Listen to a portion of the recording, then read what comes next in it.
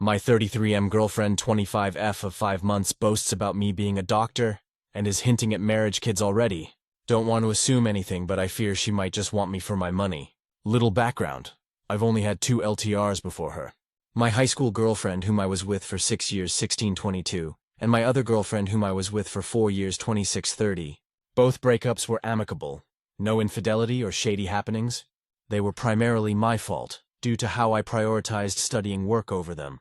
I'm still friends with my second girlfriend, who is now married to a good man and has 2 kids.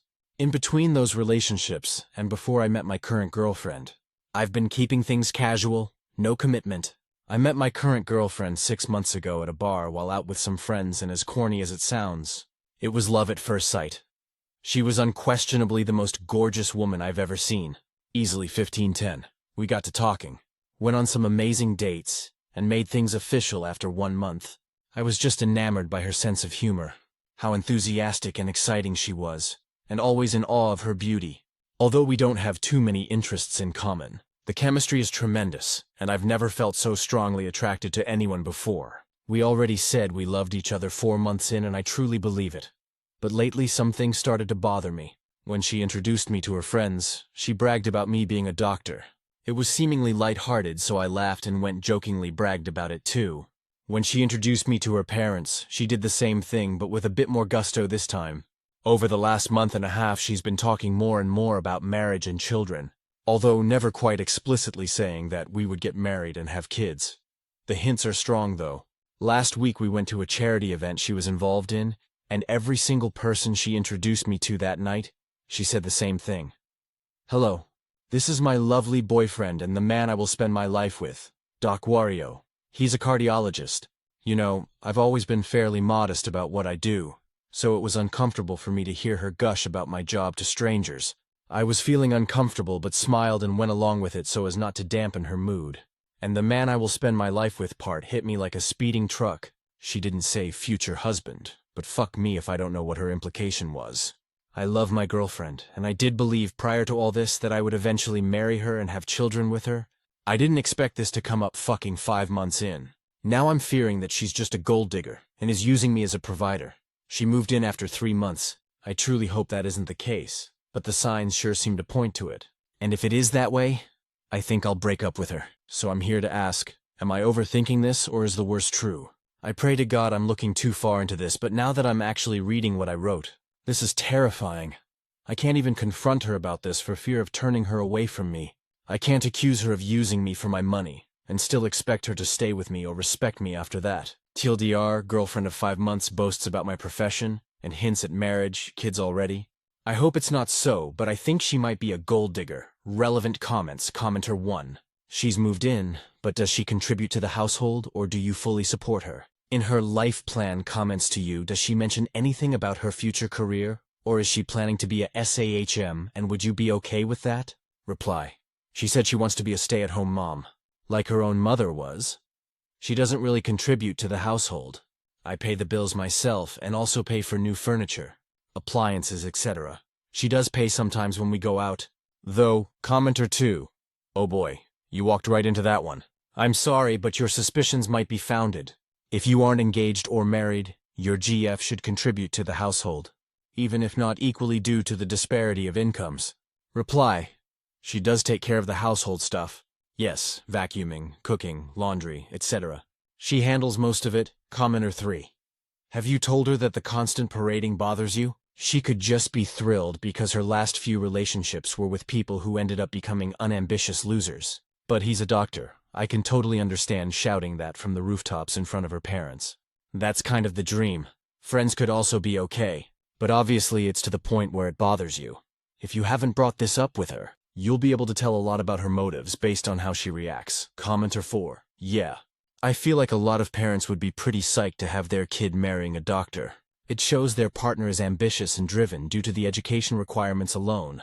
Maybe the last couple of guys she's dated her parents didn't think highly of due to their occupation. However, that doesn't really explain why she would be so eager to keep introducing you like that to strangers and friends. Maybe she feels insecure about her own achievements, so she wants to brag about yours to get praised by proxy? That's one of the few things I could think of. My dad kind of gets like that sometimes. He'll brag about us to people we meet and has a tendency to exaggerate a bit. He does it out of pride, but I think there's some ulterior motives there as well. Reply, she never really had any lasting relationships, only lasting a few months each. I'm not sure how that went over my head when writing the OP, but it only adds to my suspicions. Shit, commenter 5, you only care about her looks. She only cares about your money as career. Sounds like a match made in heaven to me. Reply, I realize I come across as shallow. I don't just care about her looks. I will admit that her looks are what attracted me to her in the first place. But her personality is what kept me around. Like I said, we don't share too many common interests, but we can talk for hours about the most mundane things and still have fun doing so. But your second sentence seems spot on, especially after reading what everyone else wrote. Commenter 6, fuck nothing, it's been 5 months. You still have time before you get super attached. It'll just be awkward as fuck to kick her out. She must be crazy in the sack, though, for you to have moved her in after 2 months. Just saying. Reply, we'll probably get downvoted, but yes, she is an animal in the bedroom. Commenter 7, look. If you just want a pretty girlfriend who is an animal in the bedroom, I'm sure Noon would blame you. If she's easygoing and funny and loving besides, but yay, you're going to pay almost everything for her. And she's already loving the life of a doctor's wife. Might not even be that bad of a deal. Reply, she is delightful, easygoing and hilarious, a joy to be around. We don't share too many interests, different tastes in movies, books, hobbies, etc., but we do connect really well. It's not just about appearance and sex, despite what some posters are saying about me. Commenter 8, she's also moved in after 3 months, living on your dime after 5 and parading you like a show dog. The problem being at 5 months everyone can be delightful. Especially if she can throw in a blowjob or 2 to throw you off the game. You posted because you were sick of the showboating. Why? Why not just accept it? She enjoys your status and money and probably likes you a lot too. You enjoy her personality and looks and probably like her a lot too. If it makes you feel a bit cheap to be paraded around like that, please read all the comments you made her about her looks and her sexual skills, and then feel just a little bit guilty. And then allow her the pleasure of showboating you and your money, or tell her to quit. Reply, because I've been raised to be humble and modest about my wealth and status.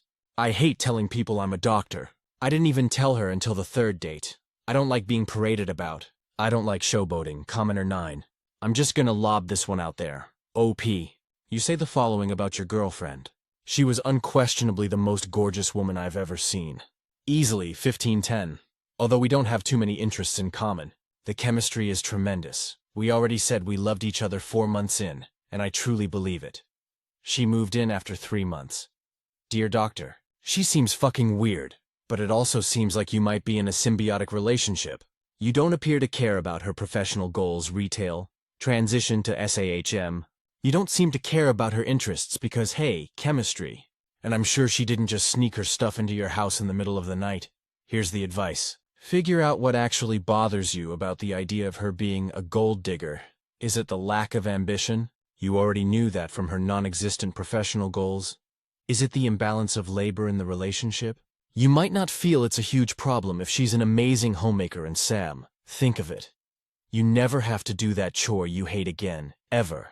Is it that she wouldn't love you for you? You already claimed that you both said, I love you, and at this very moment, you believe that you're both in love. Some women see a guy at a bar, think he has a hot body, and find out they click on more meaningful levels than appearance. Some women see a guy at a bar, think he might have money, and find out they click on more meaningful levels than finance. Money isn't my turn-on, but I can't really claim it's too different than good cheekbones. Shit, at least you earned the money, TLDR. I agree 100% that her comments are fucking weird. She might only like you for your money and the easy life you can provide. But based on this post, you only really like her for her looks and sex appeal. That's the archetypical setup. Hot meets rich. Both are shallow. You seem to have a lack of self-awareness about it. Update. My 33M girlfriend, 25F of 5 months, boasts about me being a doctor and is hinting at marriage kids already. Thinks she might be a gold digger. She is a gold digger. I was fairly certain of this before I spoke to her, due to a particular comment that argued this point in bullet format. Shout out to User Nation's 7-year age gap, not the biggest. But a 25-year-old retail worker is worlds apart from a 33-year-old cardiologist in many, many ways. Few common interests, certainly not a necessity. But often people in relationships share at least some interests. Short courtship. Again, there's no hard rule about this. but cohabitation after 3 months is generally frowned upon, because neither party really knows what they're getting into. Introduces you as a doctor. I get introducing you to her parents as the doctor. That would make any parent happy about the situation. But to everyone else, shouldn't it just be my wonderful boyfriend? Income disparity. Again, there is nothing wrong with people from 2 different economic groups falling in love.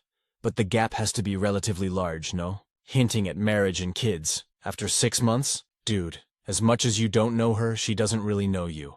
It's certainly possible that she's just immature. But with everything else, past relationship history from the comments, having lots of short relationships is, again, not a bad thing in and of itself. But you have to wonder why they were so short. Was it the guys? Could be, but the common denominator is her. Financial contribution from the comments? She doesn't contribute to your shared household now. If this was discussed and established beforehand, well, whatever works for you guys, and she works in retail, so she can't be an equal contributor with you. But it seems like you have taken on the provider role as a default without actually talking about it. So all of these things, taken together, would certainly indicate that she is a gold digger. But I was still willing to talk it out in the hopes that I would be wrong. On Saturday night, I took her out to dinner at a mid-level restaurant. First omen was that she got a bit miffed and asked why we weren't going to an elegant restaurant like we usually do. I said I didn't want to spend hundreds on a meal that night. I could tell she was annoyed. The food at the mediocre restaurant was still great, but she wasn't very happy during the meal. After dinner we came home and I told her I needed to speak to her about future plans. First, I explained that we need to spend less on luxuries and save up for retirement, and for my other projects this is also true, as I do intend to retire within the next 20 years and I'm looking to get into real estate. She was upset about this. Next, I told her I don't have any interest in marrying soon or having kids yet. This wasn't a lie. I truly do not want to get married or have children yet. She got upset again, saying I'm just getting older and soon I won't be able to have a family. She said it's not fair to her for me to keep stringing her along without committing. And this caused me to do a double take. What the fuck? I let her move in me. I pay all the bills. I buy her tons of shit all the time. And I'm strictly monogamous. What other commitment aside from the fancy wedding is there? I told her this, and she was now visibly frustrated. She said she wants marriage and children soon. I told her she can do that with another person since we're not on the same page. She started yelling at me for being an asshole, so I told her that one day I would marry her, probably within the next 3-4 years. I thought this was reasonable enough, but she said she wants marriage now, to be Mrs. Duckwario by this time next year. I told her that we could definitely get married early, but only if we get a prenup. She flipped out, screaming that I don't trust her and think lowly of her. I brought up every point Nation did. I mentioned everything from the income disparity to the astoundingly fast pace of the relationship to her constant parading me around as a doctor. I told her that all of those facts as well as her present behavior proved she's a gold digger. I told her we're done. At this point she breaks down into tears and is mumbling incoherently. I tell her I'll help her find an apartment and cover her expenses for a month. I called her friend who's on good terms with me to pick her up. She left soon after without much protest. She's still at her friend's. She's been texting me asking if she can come home. I agreed and she's coming back tomorrow. I'll serve her the eviction notice tomorrow. I plan to help her search for affordable housing, and I'm willing to help her get on her feet.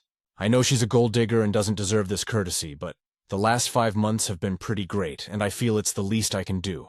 Eventually we will phase out into no contact. That's it for me. It's sad that things turned out like this. But like a few users pointed out, it's better to end things now than years into marriage, when I have nothing to talk about with her because we share almost no interests. TLDR. She was a gold digger. We're done. Edit. I'm going to stop responding now. It's unsettling that so many people here are not just defending her gold digging but justifying and praising it as well. Truly unsettling. Regardless, I'm done with this issue. We're done. She's moving out, and I'm going to venture forth into the dating world in search of a woman who loves me. Not my wallet, Wario forever, relevant comments, commenter 1. I'm going to take the dissenting opinion here and label you as insecure. You make about $500K a year? That's a big deal, and all women will find that attractive. You're naive if you think it is not going to matter going forward. Also, she liked you enough to go on 3 dates with you without even knowing you're a doctor. Also, was she calling you up and asking for money and gifts? Or were you doing this out of your free will?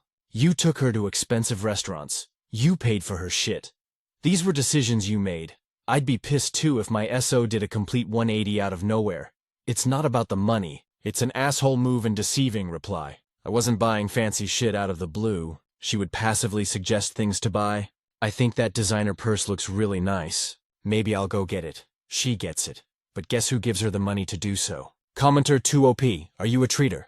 When you go out with friends, do you always offer to pick up the bill? This all sounds like a problem that you have with saying the word no. If she isn't asking you for the money directly, then why are you treating her words as a request for money?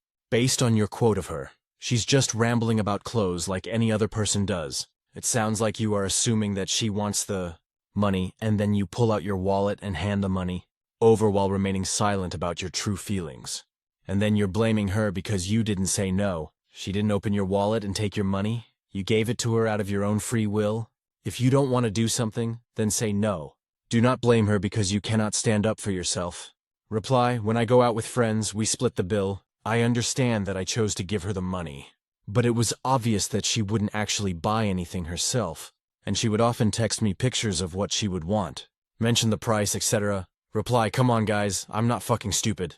There's no way I'm going to have sex with her again. That thought didn't even cross my mind since I dumped her, and reading some of the responses, I'm not sure if I should go through with helping her out. The amount of money isn't an issue, but now I'm starting to feel it can be better spent elsewhere than on a woman who wanted me mostly for my money. Commenter 3, you say you aren't stupid, but you did move someone in with you and pay all her bills that you were only dating for 5 months. So you can see why we all felt the need to say, don't bang her again, right? Reply, fair enough. Truthfully, I didn't want to move her in that early, but her roommate woes accelerated it. Replied to deleted comment. Despite what the majority of posters would like to believe, I didn't date her just because of her looks. I will concede, though, that her looks are what attracted me to her in the first place. In the future, I'll be sure to choose partners more carefully. Commenter 4. No, she's a gold digger and doesn't deserve this courtesy. But the last 5 months have been pretty great, and I feel it's the least I can do. You hooked up with a woman with whom you shared no common interests because she was gorgeous and good in bed. It turns out her interest in you was just as shallow. Go ahead and break up. But painting her as the villain here is unfair. Commenter 5. Next time, don't move in and pay all the bills for someone you've only been dating 5 months. Use your brain, not your dick. Don't bang her again. Don't be alone with her ever. Stories number 2. How do I 41F deal with unexpected jealousy over my ex-husband's 42M new girlfriend? My 41F ex-husband 42M and I divorced when our son was 7. Fast forward to now, our son's 15, 16 in a few months. Somehow we managed to go from divorced and done to actually being pretty good friends. Like, we choose to hang out sometimes, not only when it involves our son, and we get along better than ever. It's worked out way better than I ever expected. My ex has started seeing someone new. They've been together for a little while now, but it's started to get more serious lately. I've met her, but don't know her well. My son is around her a lot more than I am, and he likes her a lot. I hate that this bothers me, I'm genuinely embarrassed by how irritated I felt hearing him say how nice she is, how fun she is, how she makes his dad happy. I plastered on a smile and said all the right things, but inside I was surprised by how jealous I felt. She doesn't like that my ex and I are friends. She's fine with us communicating for our son, but the idea of us hanging out just because we want to is an absolute no in her book. And he started to pull back a little. He's not saying it out loud, but I can tell he's trying to adjust our dynamic to keep the peace in his new relationship. It stings. Months ago we planned a special trip for our son's 16th birthday. Just the 3 of us. It was meant to be a shared memory, a kind of family-ish experience to mark a big milestone. It revolves around something my son is obsessed with, something my ex and I both enjoy too. But now the girlfriend's coming. Despite having no interest in the activity, I found out from my son, not my ex, which made it even worse. I haven't confronted him about it yet because I don't know how to bring it up without sounding jealous or possessive. But I'm honestly upset. It feels like a sacred little space that used to belong to the 3 of us is slowly being taken over. And I feel helpless to stop it without looking like the crazy ex-wife who can't let go. I didn't expect to feel this jealous, and I really don't want to come off as the crazy ex. But honestly, it feels like I'm losing way more than just a friendship here. I've worked really hard to be mature, supportive, and emotionally steady in this co-parenting journey. How do I manage these feelings without making it weird or damaging the progress we've all made? And how do I set boundaries, if I even can, without turning this into a drama-filled mess. Some notable comments. Commenter 1, in some sense, you've been living in a bubble where the idea of uninterrupted family persisted even through separation and divorce. It was only sustainable as long as nobody else was in the picture. Every situation is different, of course. But as a general thing, if relationships tolerate being amicable with exes for the purpose of shared children, tolerance tends to fade when those children aren't directly involved. The exclusive family unit isn't so exclusive anymore. Time doesn't stand still, as much as you've wanted it to. In situations where exes are so involved in each other's lives, if there comes a point when one needs to pull back, there's often a second sting. There was a separation, a divorce, now the palpable reality of your ex getting serious with someone else. Ask yourself something. When is the best time to let go? Then? Now? Sometime later when the weight of that reality becomes too much? If this brings more heartache no matter what, is it best to sever that imaginary cord now, or wait until it stretches and snaps anyway? Commenter 2, my husband and his ex-wife weren't necessarily friends, but before I came along she definitely was incredibly comfortable with their dynamic, which was, she basically got the emotional benefits of him as a husband friendship. Support, favors, coming over to her house to watch the kids without having to deal with the relationship issues. It didn't bother me really that much initially. I think it's a green flag when you start dating a guy who doesn't hate his ex. But once I started taking over that emotional space for him, it seemed to really bend her out of shape. It's all fine now, but there was definitely a power struggle. And my stepson would tell me how confused he was by his mom not seeming to like hearing how he liked me. He was little and didn't really get it, since he thought I was nice. One thing that's important to know is you're not the one that needs to set boundaries here unless it's around your kid. That's totally reasonable. But only in regard to his well-being and safety. She is definitely the one that I guarantee you is struggling with the boundary setting. Imagine you're dating a new guy. Things are great, but there's some weird tie to the ex-wife. It's just not natural, and everyone can be friendly and support each other without being besties. I think you've been benefiting from this relationship in an unnatural way for a while. You both have, and there's nothing wrong with grieving the situation at all. Take your time, until your emotional brain catches up with the logic. People move on and they have to make their partners their center. And it's not a normal state of being to have your ex be your central friendship. It's also important to note that your son is grown. She is definitely not coming in as a new mommy. Once my husband's ex realized that I got the fact that her kids had a mom, and I wasn't interested in being anything other than a bonus adult in their life that cared about them and there to help facilitate a good co-parenting relationship when I could, things seemed to really fall into place. It's normal to wish something good wouldn't change, but this is something that definitely should change if it means you both get to meet and be with your people. Downvoted comments, I don't really think it makes sense for her to come on this trip. I think she's coming to chaperone us, because we're going to do something together with our son in the hotel room. To provide a bit more background on the trip that might make it sound a little less weird, we didn't really intend to plan a trip for the purpose of going on a trip together. Originally, a band we love is reuniting. And while we've both seen them before, in fact, 20 years ago when we were a new couple, this is our son's first chance to see them. So that's why the trip is happening, and it happens to be happening right around our son's birthday. So we're celebrating his birthday as part of the trip too. I genuinely have not been hoping this will spark something sure. The whole "that was 20 years ago when we saw them together last time" has been screwing with my mind lately. And I still remember the date of the very first concert we went to together. But I think it's more of the focus on all the time that's passed, and how it feels impossible for that to have been 2 decades ago, rather than a focus on anything happening between us again. I'm not going for the sake of reliving a memory we shared together. That's not the purpose of me going, she's coming along, but she's not coming to the concert. Guess she'll wait for us at the hotel or find something else to do in the meantime. There's no way she's getting my ticket. I've loved this band for nearly 3 decades, before I even met my ex-husband. She didn't even know who they were. Sorry. There's nothing that would make me offer her my ticket, so they could all go have a great time together. It must make sense to my ex-husband for the 3 of us to go together since he never even asked me if I wanted to. It was just naturally assumed from the beginning that we'd be going, and he bought the 3 of us tickets. Update. How do I 41F deal with unexpected jealousy over my ex-husband's 42M new girlfriend? At the beginning of June, I asked for help with navigating these feelings I have regarding my son, my ex-husband, his new girlfriend, thanks to everyone who replied. Even though I don't think I got a ton of specific, actionable advice, I got a lot of opinions and some solid advice. I definitely heard the recurring message loud and clear. Therapy. Some of the comments were genuinely helpful in nudging me to start unpacking the root of what I'm actually feeling, so I appreciate that. Will I go to therapy right now? Honestly, probably not immediately, but we'll see. Most of all of the issues are things I just need to work through on my own. But I decided to just ask my ex-husband directly about the whole concert birthday trip situation. I told him that our son had mentioned his girlfriend is now coming on the trip, and I needed clarity about what the plan was so I could figure out hotel stuff. I kept it as neutral and non-confrontational as possible. Truthfully, I don't want her to come, and I'm still sort of seething over her being there. He admitted he hadn't told me yet because he was still hoping she'd back out. He said he doesn't want her to come, that it's going to make things awkward, and that she kind of inserted herself into the plan, and made it really clear she expected to be invited. He felt like he couldn't say no without it hurting their relationship.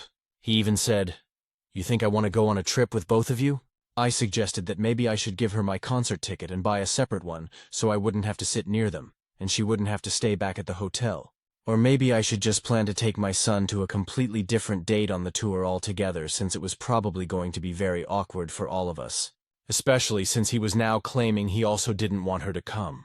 I don't want to buy a ticket and sit separately. I don't want to plan a whole other trip to a different tour date. The thought makes me really mad, but I felt like the adult thing to do was to at least suggest it. Maybe I just wanted to see what his reaction would be. He immediately said there was no way I was giving my ticket to her or sitting separately. He said there's no way I'm backing out or going to a different show.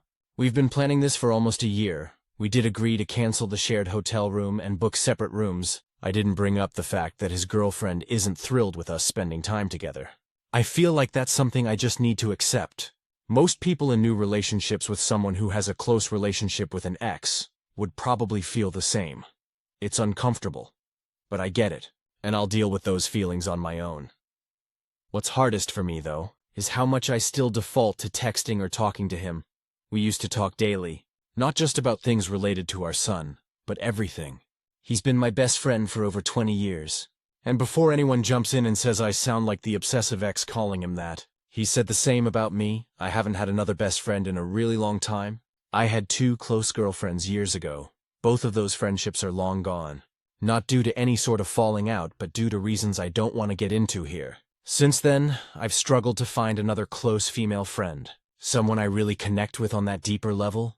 I have friends, just nobody like that. I'd say my ex-husband is the person I'm most myself with, and the person I'm closest to in the world. So yeah, my ex is still that person, and I'm starting to realize that while I don't want him back romantically, I do still see him as mine, not in a possessive, malicious way. But in that, I think I've just never fully adjusted to him being someone with a life completely separate from mine. It's like he's still a character in my story, not somebody with an entire life of his own. I'm also trying to take the advice of getting to know his girlfriend, while also trying not to over-involve myself in their lives. I don't want to become best friends with my ex-husband's girlfriend. That just sounds uncomfortable to me. I spent some time over at his house today and she was there. They don't live together yet. He watched my dog for me overnight because I had a work event to go to. Well, it's my son's dog too. So the dog basically went over to his dad's with him. They have a splash pad for the dogs over there. So we were playing around with the dogs in the backyard. He starts asking me things like, top 5 albums of all time. Go. Then we get into a friendly argument about our favorite albums, which evolved into top 5 guitarists, etc. And these are the things we get along about. I suddenly got the sense that she was not happy about our conversation since she doesn't seem to care about those things, and couldn't participate in the conversation. I tried to steer the conversation in another direction so that she wasn't left out, but I'm terrible at making small talk. I decided to make my excuses to politely leave at that point. So now I guess it's just a matter of figuring out how you start emotionally detaching from someone who's been my closest person for so long, especially when you still co-parent and have to interact regularly. How do I detach? I never detached after we got divorced, even though I thought I had. Some notable comments. Commenter 1. I read your first post and I can't remember if I commented on it or not. After reading this update, a few thoughts as someone who hasn't been in your position or the girlfriend's position. I'd be pissed if I was the girlfriend and found out my boyfriend actually didn't want me to go on this trip, was hoping he could talk me out of it, and had shared those feelings with his ex-wife that he's way too close to. I think you're either still in love with your ex-husband, have fallen back in love with him, Or don't love him romantically but still can't stand the thought of anyone else but you having him. You either need to tell him how you feel or seek therapy to deal with your possessive feelings. It may partially apply to your ex as well. Why has it taken either of you so long to get back into a serious relationship with somebody new? His relationship won't last long if he continues to prioritize you over his GF. Now, whether that's a good thing or bad thing depends on who you ask. Commenter 2, I remember your original post and commented on it. Having been in the GF's shoes to some extent, it really does feel like the ex-wife is peeing on things to mark territory when they bring up old memories or make comments like, "Look what beautiful kids we made," or whatever. Even if you're not marking territory on purpose, it can come off that way. Like GF, or in my case, second wife is just a third wheel and sister wife. I think that this is ultimately an ex-husband issue with his boundaries, though. If he's saying he didn't want her to come, why did he let her? Because he's conflict-averse, on the other hand? I think that at some point you two have to actually act divorced and stop planning family time. There are going to be holidays and graduations and maybe weddings in your not-so-far future, and you just can't keep doing them together. Not without the GF new wife. It's not kind and it's not healthy. My ex-husband used to do Xmas morning with his ex-wife and the kids, for example, the first few years we were together, and I wasn't invited. Can you imagine how that felt? We lived together, but I was to make myself scarce, or he would go to her house if it was her holiday. The kids would even open gifts from me with their mom and dad without me there, and that hurt. I don't know what it's like to be on your end, but I think your ex-husband needs to pick a lane here. And frankly, the way you see him as your best friend makes me wonder why you two divorced. If you're that tied to each other, why didn't you each put in the effort to stay together? Different topic, but still. I really feel like you need to find another outlet and start keeping the chats to kids only because you do need a good friend. But he is being inappropriate, being that to you. New update. I'm secretly glad I stirred the pot with my ex-husband. Even though I know I shouldn't be, I've posted before in the relationship subreddit about feeling unexpectedly jealous over my ex-husband's new girlfriend. Mostly in relation to our teenage son and a special trip we'd planned. This isn't an advice post. I'm not here for strategies. I'm just posting an update, I guess, after receiving a lot of messages saying that I'm delusional, that I'm still in love with him, etc. My ex-husband and I divorced 8 years ago. Our son is about to turn 16 somewhere along the way. We stopped being just co-parents and started being actual friends. I consider him my best friend, I guess. The kind who still texts dumb memes at midnight. We know everything about each other. We haven't been together in a long time, but I guess I never really figured out how to detach, or how stop seeing him as my person. And now there's someone new, his girlfriend. We've both dated since we divorced. I've never been in a super serious relationship since then. Mainly because I haven't wanted to be. I like having my own space. I also struggle to find anyone that I have as much chemistry with. But I think with the chemistry came frequent explosions between us. I'd say this is the most serious partner either of us has had since we divorced. She doesn't love how close we are, I get it. I'd probably feel the same if I were her. She's not mean or dramatic. If anything, she's been careful. So as I mentioned in my previous posts, my ex-husband and I are taking our son to see Oasis for his 16th birthday. His birthday falls right around the show we're going to. We're in this US, so this doesn't happen for us until end of the summer. I've been in love with Oasis since I was a teenager. My husband is a big fan too. We are huge music fans. Like nerd level and very obsessive over all of it, and that's the main thing we bonded over and had in common. My son is obsessed with music too, and he loves Oasis. He's probably even more excited than we are, but we've seen them live several times already. The new girlfriend, who has no interest in any of this stuff, has invited herself along on the trip, and I've not accepted that it's happening. I'm not happy about it, because I feel like I won't be able to be completely myself, and she'll be watching me the whole time. But I've accepted it, and am moving on. She actually texted me recently since I last posted about this whole situation here. It wasn't hostile. It was polite, maybe even kind. In a guarded sort of way. She said she just wanted to clear the air. That she hopes things can be comfortable between all of us. She asked for a little more space, especially when we're together. So things were fine, I guess. 2 was doing my best to be respectful, and to pull back some. I've been trying so hard not to reach out to him, even though he's still the first person I want to text when something funny happens, or something awful, or when I just need to share a moment. I'm unlearning the reflex. I'm sad about it, but I understand this needs to happen. I'm too dependent on him, but he keeps texting me. It's never anything that crosses the line. Strictly platonic stuff. But still, it makes me feel like the bad guy. Oasis played their first gig in 16 years. Our son was at his dad's, and he texted me saying, they're live streaming it. So I turned it on. I was texting both my son and my ex-husband about it. We have a group chat, sending videos, yelling about the set list, making stupid jokes. It felt like joy. I felt 17 again. I got so caught up in it that I went online and spent several $100s on Oasis merch for me and my son. I didn't even think about it. It just felt good. I didn't buy anything for my ex-husband as that'd be inappropriate now. Obviously, apparently, while this was happening, his girlfriend had invited him to a 4th of July party. He said no. He wanted to stay home and watch the concert stream. We both abhor fireworks anyway. She asked who he was texting for hours. He didn't answer. So she grabbed his phone, saw it was me, and threw it across the room. Then she left. I didn't see it. I didn't hear it. But my son did. Which is how I learned about it. That's what I keep circling back to.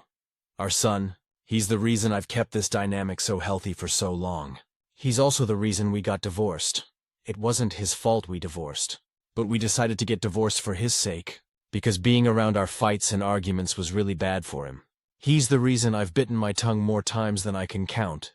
I don't want him caught up in any of this adult drama. He deserves better than that. I've also started looking at other shows and flights so that if I can get tickets to other Oasis dates, my son and I can go, just the two of us. Ex-husband not invited, but we'll still go to the one planned together.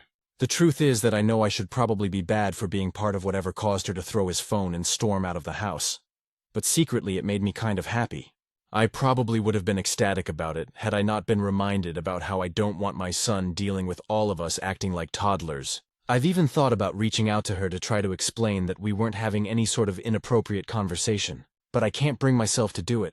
I guess there's still this part of me that wants to win. But win what? Commenter 1. I've read both your posts, and seriously. There is being friendly and on good terms to be a good co-parent, and then there is emotionally enmeshing yourself with your ex.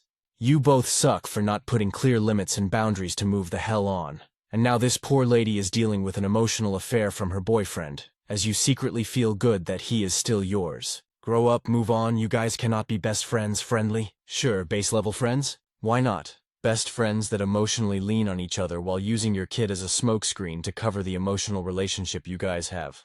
No. Commenter 2. Reminder that your son is not an adult yet, and your little game you're playing here with your ex that you definitely still love is absolutely going to have an immense effect on him even at that age. You read is incredibly self-centered and immature, and you clearly care more about your own ego and personal feelings toward your ex than you do your son, or you'd be able to put your head away from being an actual homewrecker and finally move on. I know you don't want advice, but I recommend therapy. Reply, I'd hardly say I was a homewrecker. Stories number 3. Aita for moving out of my dad's house and telling him I want nothing more to do with his wife. My dad's not happy about any of this BTW, but the biggest fight is over the stuff I said to and about his wife. And the fact I just left the house. My mom died when I M16 was 10. She had this antique music box that she gave to me before she got too sick. It meant a lot to her, so I always kept it close and, I wanted to save it for future kids and to remind me of Mom. It was always in my room, and I didn't listen to it a lot, but just looking at it reminded me of her because she used to dance to the music. My dad remarried 2 years ago, and his wife and I got along fine for the most part. It was sorta tense because she thought I'd want a motherly figure and she'd get to do parental stuff. She built it all up in her head, and she struggled when that wasn't what I wanted. We kind of figured it out but didn't get close, and then her and my dad had a baby together and my half-sibling was her focus, so all was fine. Then a couple of weeks ago, I got home from school, and the music box was missing from my room. When I asked her if she'd seen it, she lied and said no. I asked my dad when he got home from work and he said no. He asked me if I moved it without realizing and I said no. I tore my room up looking for it and I searched other rooms in the house. No music box. I went to bed that night and heard my dad's wife tell Dad she had sold it to pay for medicine for my half-sibling. She said someone bought it off eBay for $2K or something, and she waited until she was sending it out to take it because she thought I wouldn't notice immediately. When I heard her say that, I ran downstairs and yelled at her. My dad told me to calm down and that we could talk it out. His wife said I needed to understand that my half-sibling needed medicine they couldn't afford, and the music box sold for money to cover it. She said there was no other way. I told her she had no right, and it was Mom's before and mine now, and she was a thief. She defended her decision and told me I was putting a box before my half-sibling's health. I told her she better get it back, and she said she couldn't and wouldn't. So I called her a disgusting puss, and I told her she was dead to me. She's not my family, and she's worthless trash, and I wasn't going to live with her or speak to her again. My dad was still trying to calm us both down. I packed up my stuff and texted my grandpa to come pick me up. My dad's wife started yelling at me for waking my half-sibling up. Dad was like, sleep it off and we'll talk in the morning, and when Grandpa pulled up, he tried to stop me leaving. I said I wasn't spending the night under the same roof as that, just imagine the insult. My dad was trying to say I couldn't leave, but I left anyway. My dad has tried to get me to go back home ever since. He told me we need to talk about it as a family, and I said there is no family anymore. And his wife is dead to me, and I won't have anything to do with her again, and I used all the insults I did that night and some more. He told me not to say those things, and I need to find a way to forgive. He said he can get his wife to apologize, but we need to move on. I refused. He said he's going to fight my grandparents and he'll press charges if and when he can. I said I'll sleep under a bridge. I'll sleep in a shelter or at the park. I said he can't make me go back. I said I want nothing more to do with his wife. He said I don't need to overreact like this, and I owe her an apology too, because treating someone like I treated her and talking about her like I am is disgusting and wrong. And he said I can't run away when I don't like what happens. I told him Mom's music box is gone because of the insult he married, which pissed my dad off. Commenter 1, stay where you are. If they couldn't afford meds, then they can't afford court costs. Ask your grandparents to help you file a police report. Reply, oh good, it wasn't just me. Would call out Daddy Dearest bluff with the only, you got thousands to pay for lawyer and family court to make me return to your fucktwit hellhole, but you ain't got at least $20 for youngest child's medical needs, mind you. This whole situation is because your thieving asshole wife stole my property for $2K because she said you don't have any money for medicine for your other kid. Go fuck yourself, Dad. Commenter 2. If they can't afford medicine, they can't afford a lawyer also. Have you thought about reporting her to the police for stealing? Reply, I think I will. I found the listing for it, so I'm hoping that will help. Commenter 3. NTA. She immediately sold the one thing of monetary value not belonging to her when she needed money. Tell your father you'll press charges if he doesn't stop. Commenter 4. If he starts again with the pressing charges, tell him you will as well. On his wife for stealing a family heirloom and selling it. Also go on eBay and try to find the old listing.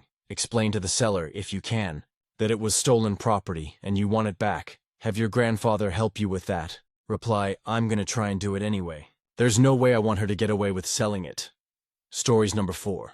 Aita for refusing to pay my brother's utilities after he threatened to sue me over using my own storage unit. Throwaway because my brother, Liam 31M, is currently living in my parents' second home about an hour away. But for some reason, he still uses my apartment address where I live for college as his legal mailing address. He's been doing it for like 2 years, saying it's easier. I said okay at first because I love him. But honestly, it's been a headache. I keep getting his tax stuff, random bills, and junk mail. A couple months ago, I got my own self-storage unit in my building's basement. It's small, pricey, and I mainly use it for art supplies since I'm an art major. Liam found out and basically decided it was free space for him. He filled about 60% of it with boxes of important tax documents he couldn't keep at the house. I told him I needed it cleared within 2 weeks because I had a huge supply order coming. 2 weeks go by. Nothing. I ask again, and he blows up. Says since his mail comes to my address, he technically has rights to my storage too, and if I touch his stuff, he'll sue me for destroying important property. I thought he was joking, but he wasn't. He legit threatened legal action over my 60-month storage unit. Fast forward to this week. I find out he hasn't paid utilities at the house for 3 months. My parents asked me to cover the $700 bill to help him out. I told them no. When Liam called, I straight up said, "You threatened to sue me over a storage unit. I'm not giving you money." Now my parents are calling me heartless, saying I'm letting him freeze over a petty fight. They say $700 shouldn't matter and that I'm holding a grudge. But from my side, I'm tired of being walked on, so... Reddit? Aita for refusing to pay my brother's utilities after he threatened to sue me over my own storage unit? Comments, commenter 1, hell no, NTA, dude, he's 31. Time for him to sort out his own crap and not use your address or storage. I reckon you're well within your rights refusing to shell out $700 too, suing you over a storage unit. Pfft. Not cool, Liam, not cool. Stand your ground, mate. Don't take that BS. Reply, thanks. Yeah, the whole I'll sue you thing really killed any motivation I had to help him after that. Commenter 2 NTA, but also if you let him use your address for mail, it is residency. Have him fix it immediately. Commenter 3 NTA, your parents own the house? They can front him the money. Stop telling them anything and fill out paperwork at the post office to forward his mail to his new address. Commenter 4 NTA, mate. Sounds like your brother's been using you as a doormat for too long, and it's time he took some responsibility for himself. He's 31, not 13, and threatening to sue you over your own storage? That's bonkers. You're right in standing your ground. $700 ain't chump change to just toss around because family. Don't let him or the rents guilt trip you. Stick to your guns, dude. Stories number 5. Aita for not welcoming my brother-in-law's new GF into my life? For context, my sister recently 4 months ago left her husband, my brother-in-law, after years of his alcoholism and cheating. My husband has been friends with BIL for years. They only met through my sister and I. My husband has stayed friends with him, though only just because neither of us approve of how he is handling the separation. Bill has spent months being nasty to my sister and making each step harder than it needed to be. I have not spoken to BL or spent any time with him since, other than twice when I saw him around town. I was polite and said hi. As expected, both my sister and Bill have started dating other people. He now has a new GF of 1 month. Yesterday he asked if he could bring the new girlfriend to our house so we can get to know each other, etc. I said no. He accused me of being unreasonable and immature. I find the request utterly obnoxious, to tell you the truth. Do people really think that is normal? To treat my sister poorly, to be separated and then still want to be part of my family? Does that make me the asshole here? He has only been dating the new person for a month. Am I expected to meet every new girlfriend? Comments, Commenter 1 NTA. And honestly, I'm grossed out by your husband's handling of this. Why is he still friends with this cheater who is also legitimately and actively being awful to your sister, his in-law, and family? Commenter 2 NTA. I find it disconcerting your husband is still that close to your Bill, though. The man cheated on your sister, what sounds like multiple times, and he's an alcoholic. That's not the kind of person I would want around. Even more, so given your sister was the one who suffered under it. You don't need to remain connected to your ex-Bill. You certainly don't need to invite him into your house. Since you're not longer in his social circle, there's no reason you'd need to meet his new girlfriend. Commenter 3. NTA, however, I wouldn't continue a relationship with him at all. Your husband can meet him outside of your home if he wants to see his friend. Commenter 4 NTA. I don't like you and I don't want to be around you. If you bring her here against my wishes, look pointedly at husband. I will tell her all of the horrible things you have said and done over the years. I will make her so uncomfortable. And I will tell her that I warned you I would act that way. That she will wonder why the hell you brought her here to put her through that. And I will tell her that you brought her here, knowingly, because you are a selfish little prick. And if your husband ever brings him into your house again, simply and calmly lay into him non-stop. Hey asshole, why are you here? I don't want you here. Get your ugly face out of my house. You are stinking the place up. Don't sit on my furniture with your unwashed butthole. No, you cannot have anything to drink. Get out. Leave. Go away. You really do need to be an asshole to him. Stop trying to avoid conflict. He is counting on that. And let your husband know that the conflict will be directed at him unless he chooses wisely. They both expect you to just roll over and live with it. Stories number 6. My 24F husband 26M left me passed out on the floor while sick and then got mad at me the next morning. I see him different now. We've been married for a few years and have a baby. We had relationship issues after the baby, but I thought we had resolved them and he promised he would be better and all that. He did get better. He did his share around the house, and house chores aren't a big issue because he just does what needs to be done without complaint or comment. But something at the back of my head felt off. I never really explored the nagging feeling, but now I realize that he never showed me any extra care. In fact, he gets upset or easily frustrated with me if I cause any extra inconvenience. Not sure how I didn't notice until now, so 2 days ago, I think I got sick.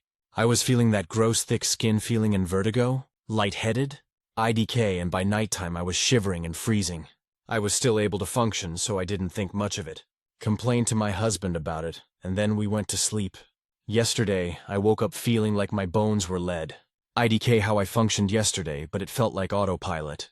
My boss messaged me with some tasks, so I did them on my phone before my baby woke up.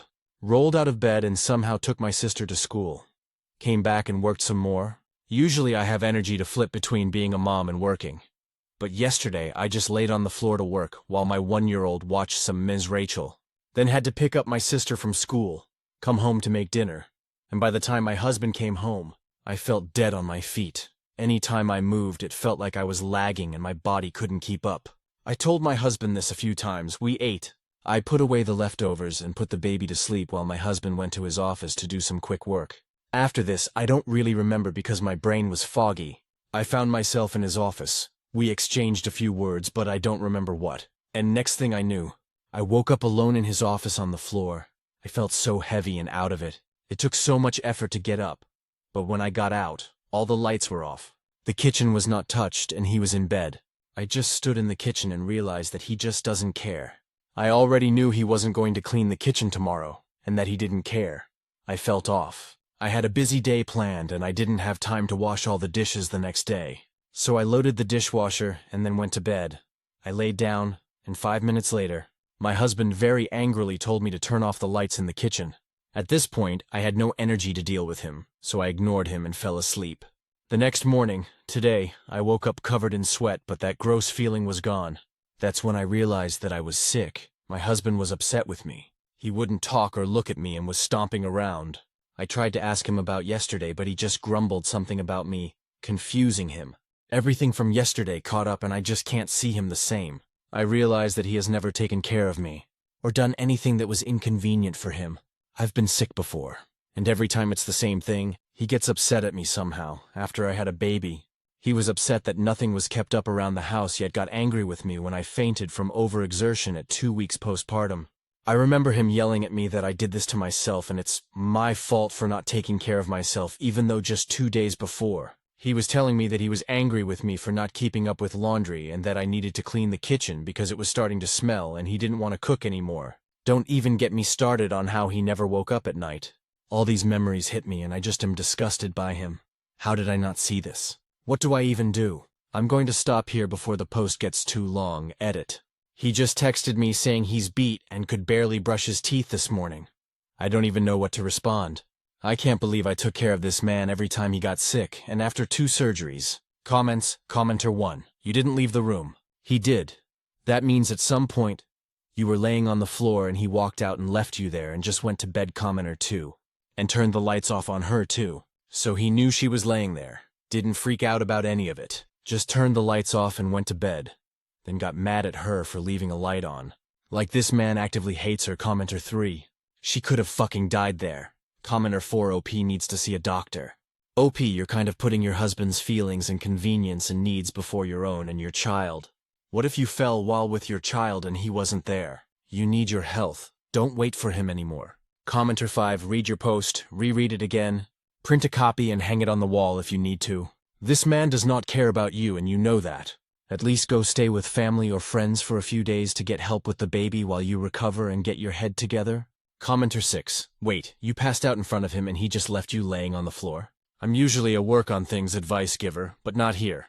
Get a lawyer and figure out how to get out of there. Reply. That's the part I'm a little confused about. I have no idea what happened. I've only fainted once before, so I wonder if I just laid on the floor. He wouldn't talk to me this morning and I kind of don't care to find out because it doesn't really matter. He left me there anyway. Commenter 7. Yeah, none of what you described is okay, and I wouldn't want a child around someone with those beliefs and behaviors. Update. Hi, so I'm still alive.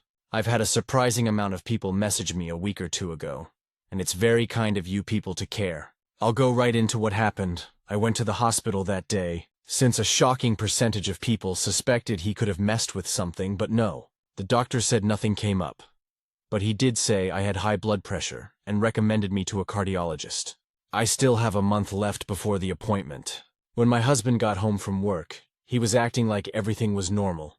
I wanted to see if he would inquire at all about my faint the night prior, but nothing. So after the baby was settled for the night, I asked him why I woke up alone in his office. He got instantly angry with me and seemed annoyed I even brought it up. He said that I was acting confusing and what was he supposed to do? I should have told him what I wanted him to do. I told him about my visit to the hospital and he said that going to the hospital is a little much. I told him the doctor said I am showing signs of heart issues. likely caused by stress. He blew up on me, yelling that I'm causing my own early grave and that it's my fault for not taking care of myself. With that, he closed himself in the room, leaving me to clean up after dinner alone again. Except I decided that I wouldn't, so I went on the couch and watched a movie. He came out suddenly friendly and flirty. He tried to lay with me and ask what I was doing. He kept trying to act cute, and when I wasn't showing much response to it, he got angry and stormed off, locking me out of the bedroom the next morning. I woke up to him slamming around the kitchen and cussing about how I couldn't even properly clean the kitchen. I just went to the bedroom and went back to sleep, if you can call it that, because he kept doing things to keep me awake. He complained later that day about how he was so hungry because I didn't make him breakfast or lunch. I gave myself a break day. I didn't work, didn't focus on the house. I was just a mom and spent time with our baby. I went to the park, to the library, to my in-laws. I tried to talk to her about the heart thing, and she responded with poor husband's name. He's probably going to stress about this. That's when I realized I couldn't do this anymore. I got pizza for dinner and got home right after my husband. He was not happy, and it was different this time. I tried to ignore his obvious tension. He cleaned the kitchen very loudly and was muttering under his breath. I washed up our daughter and put her to bed, trying not to feel anxious. When I came out, he started talking very aggressively about how I've been letting myself get lazy and he won't take my lack of effort. A relationship is a two-way street, he said. I started yelling back about how I cook, clean, manage his child and work at the same time. So how is it that I'm the one that's lazy when he keeps expecting me to do more things too? Things escalated and he started throwing dishes at me. When he ran out of things to throw, he strangled me. Then he left the house and I called the police. My baby was woken up. The neighbors were there because they heard yelling and glass breaking. It was chaos. When he came back, he tried to say I did everything. Even the bruises around my neck were self-inflicted apparently. I'm still trying to process everything. It all happened so fast. Sometime I wonder what would have happened if I had just sucked it up and didn't rebel. Would our relationship be fine? I have my first therapy session scheduled for next Tuesday, so I guess I'll talk all about it then. My husband is at his mom's now. I'm at my grandmother's for now and have almost all my stuff out of our apartment. We have a temporary restraining order. Official hearing is tomorrow morning. I'm scared if I'm honest. I haven't seen him since that night. My daughter keeps asking me where Dad is and I don't know what to tell her. There's my update. I feel so numb to it all. I can probably type much more that happened, but it already feels so long. Plus, I don't want to cry again. Edit. I reread this all and I sound like a big whiny baby. Oh my goodness. I'm sorry, I promise I don't sound like this in person. I also wanted to add a thought. I don't know if I would have called the police and all if I hadn't posted before. I honestly don't know. This is the most scariest thing he's done to me. But he's done plenty of other things before. When I originally posted, it was more of a vent post. All your caring, kind thoughts moved me. It gave me the little push I needed. I only have my little sister and my grandmother. I can't tell my grandmother any of these details because she's too frail and sensitive. My dad was an alcoholic and died while driving under the influence. My mom left us after that for a guy in Russia. I don't know how she's doing, but she used to treat us very poorly, so I don't really care. Point is, thank you all. The responses here are too kind and I don't even know what to say. Commenter 1, hey. I normally don't actually comment on these things too much, but as a literal therapist, I'm begging you to go through with the official court hearing tomorrow and leave this man. I have counseled countless women who convinced themselves that it wasn't that bad for one reason or another. It was that bad. That man could have killed you and had no problem throwing various things at you intending to cause harm. I know this is difficult, and you likely feel terrified at the idea of what comes next. But whatever comes next without him is infinitely better than whatever comes next if you stay with him. I can nearly guarantee that. Both you and your child deserve better. Good luck, commenter 2. As a psychologist, I'm thirding this. This man is extremely dangerous, and he already tried to kill you once. Please don't go anywhere near him to give him the opportunity to try again. You are not a whiner or complainer. You weren't verbalizing your trauma and completely justified. It's also completely normal to feel numb and disassociate after such a trauma. Lean on your family and any other positive supports. Stick with therapy and request to file charges against this guy. Reach out to a local domestic violence support agency and request an advocate. I wish you all the best. Commenter 3, I'm not a psychologist, but I've survived an abusive relationship. Please listen to them. OP. Imagine someone were treating your child like this, or a close friend. This is not okay. It's scary, but trust me, it gets better. I walked out with what I could carry in paper grocery bags, and only saw him again in court. My life is awesome, and I'm so grateful for the second chance. Commenter 4. I hope you see this. My sister was in the same situation 3 years ago. Her death anniversary is in a few weeks. Please leave. They don't change. Stories number 7. I am a provider girlfriend and I refuse to let my boyfriend work. Ever? Okay, title sounds dramatic, but the truth is he doesn't have to. I love my boyfriend to death and would do anything for him. He's the only person that impresses me and that I admire. He's the only one for me. He is the most intelligent and kind person I've met. So far I've never heard of another woman with my mindset. But I make excellent money and I work my remote insurance job, so I get to be the only breadwinner. I make sure he benefits from my work packages too. I consider myself more dominant and very direct. So maybe the provider mindset goes in hand with it. I love being the leader. I pay rent, utilities, insurance, groceries, anything you can think of. I also give leftover chunk of money to him, and he gets to do what he wants with it. And despite contrary belief, he pockets it to surprise me later. This man is worth every penny. I don't want him to see a single bill. All he has to do is cook for us. Clean, do laundry, drive us to places, look handsome, and decorate the place to make it feel alive. He even has his own garden. He does his hobbies peacefully while I'm working, and if he wants to travel, then we travel. He makes the best food too, and my diet improved since he entered my life. He grew up in poverty and neglect. So all I want is for him to enjoy life and feel content without the pressure of this world anymore. His mental health improved significantly, and he's happier than ever. He's literally glowing. That's all I want. In exchange, he sees me, he hears me, he touches my heart in the deepest way possible. His love is so unique. Never once have I felt disrespected in our bond. I'm proud of my choice, and I never regretted it a single time. Thankfully, I love working and providing for him. So seeing him use my money makes me feel fulfilled. He literally derives happiness from taking care of me. He's so perfect that I wish every woman like me had a man like him in their lives. He's the standard. Therefore, he deserves all my money. Comments. Commenter 1. I'm glad this works for you two and you are both happy. Your partner not having a work history or source of his own income is not a safe long-term option for him, especially if he is not your husband. If you two break up and he has a large gap in his work history, then he will have trouble supporting himself and getting back on his feet. For his sake, put a ring on it and set up a retirement fund only in his name and contribute to it. Commenter 2. I don't think men or women should be solely rely on their partner for money, because their entire financial independence is based on their partner giving them money. A lot of mostly women end up in abusive relationships with their partner withholding money, and the women not being unable to leave. I appreciate it works for you, but it's in his best interest to work. If you lose your job or get pregnant or ill, he needs to be self-reliant for his own sake. Sure, he cleans and has hobbies, but nothing's stopping him from working. And if you were ever to break up, he'd be fucked. Commenter 3. I feel you. I adore my husband. He made my life so much better, and his support is the reason I'm able to achieve so much in my career. I hope one day we can afford for him to be a stay-at-home husband. Currently, we're looking forward to trialing him dropping down to part-time after he finishes parental leave next year. Here's hoping I can get a few promotions after I return from parental leave so he can quit altogether. Reply. Love that for you both. I hope you get to experience this soon. It does take a lot of work and some trial and error, but both can achieve the goal in the end. For me, I already had my life together and he keeps me running. I didn't go all out on him at first, but he showed to me he had the qualities, and all he wanted to do was make me happy. So I agreed to move like this. Best decision ever. Trust me. You won't regret. Commenter 4. Whatever floats your boat. You do realize that things can change in the blink of an eye. Protect yourself and your finances for a rainy day. Stories number 8. My 27F boyfriend 29M of 7 years cheated on me. I'm going to disappear from his life. Is there anything I'm missing? I 27F just found out my boyfriend 29M of 7 years cheated on me. My boyfriend went to our home state to see his family for the weekend.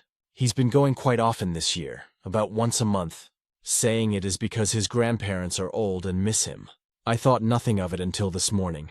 I got a screenshot from a mutual friend of ours of my boyfriend's location on Snapchat. He was at his parents' house, but a girl's Bitmoji was there as well. It wasn't his sister or mom, and his parents, who weirdly also have Snapchat, weren't home either. He didn't tell me he was going to be with anyone else today. I tried to call him, but he did not pick up. I looked on Snapchat and his location was turned off. The mutual friend says my boyfriend has told everyone at home we had broken up 4 months ago. He said my boyfriend was making him stay quiet about it because he was trying to find the right time to tell me. As far as his parents know, he's moving home once our lease is up. The reason our mutual friend told me was because he walked in on my boyfriend and the girl hooking up with each other this morning. I texted an old friend who lives in my hometown, and she immediately asked why my boyfriend was on Tinder. We caught up and she sent me proof his photos on Tinder and his bio. It hurt to see that photos I took of him were used. He had even covered my face in a photo we took together and said, "This could be you."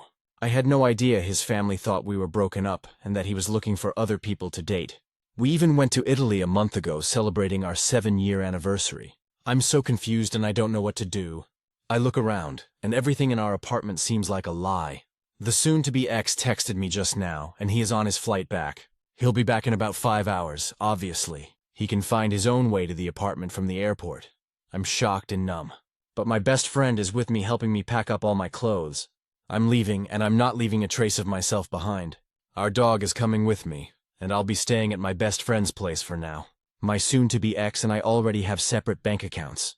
And our joint bank account does not have much in it right now. I make more than he does, so he can keep it. I can't go to the leasing office because it's closed on Sundays. But I sent an email asking for early termination on the lease. We're registered as domestic partners. So I've completed the termination form and will drive it up to the LA County office tomorrow. He is on my health insurance, and I've sent the email to HR to kick him off ASAP. We have several large photo albums together, and I'm not sure what to do with those. Keeping them would be too difficult, but I don't want him to have the satisfaction of having our photos. It's clear he uses our memories in a horrible way. Is there anything I'm missing? I can't seem to think of anything, and all my thoughts seem so jumbled. Nothing makes sense, but I know I can't stay. Any help to ghost a person this close to my heart would be appreciated. Thank you everyone for all the solid advice. I'm compiling everything I did in this first section, so if others need a way to cut contact with a person, they can reference this. As mentioned in the comments, I logged myself out of our Apple TV and Xbox. I canceled the Wi-Fi that I paid for and returned the modem to the carrier. I took my payment information for utilities off our account.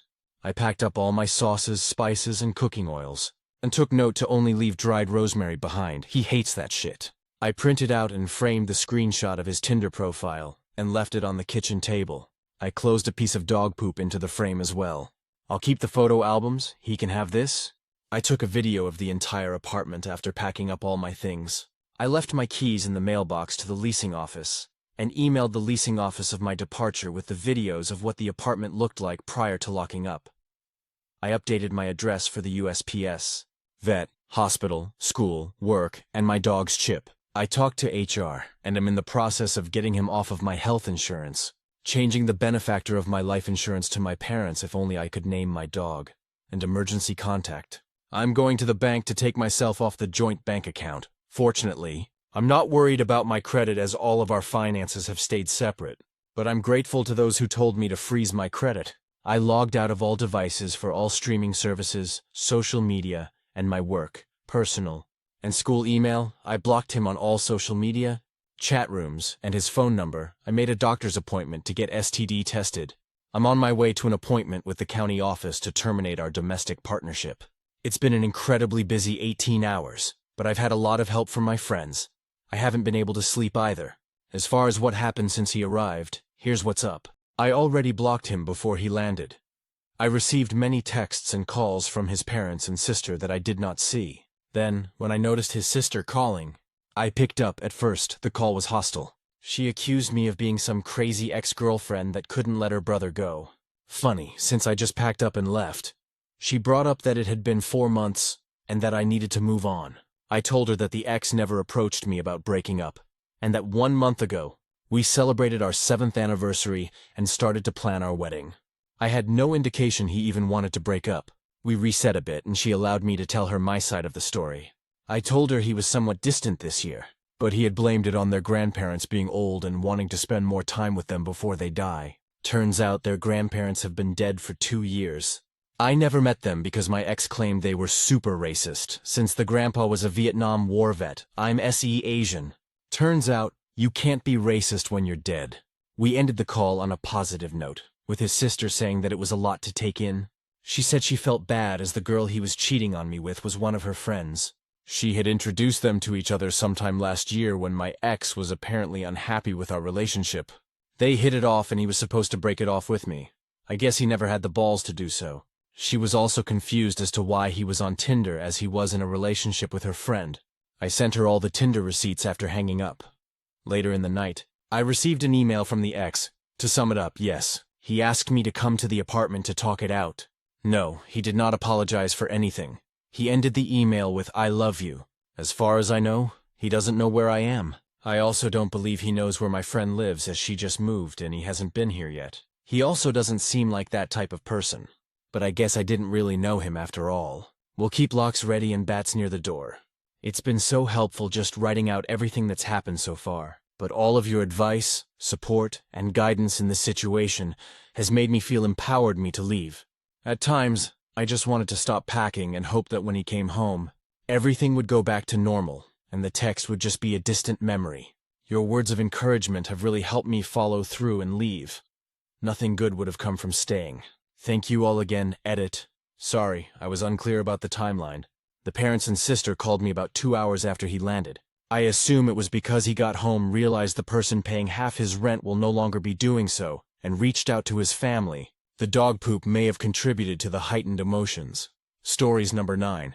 Aita for expecting my sister to finally pay me back for her wedding 5 years later. I 32F am still so frustrated over this. And honestly, I need some outside perspective. 5 years ago, my sister 30F got married and was struggling financially at the time.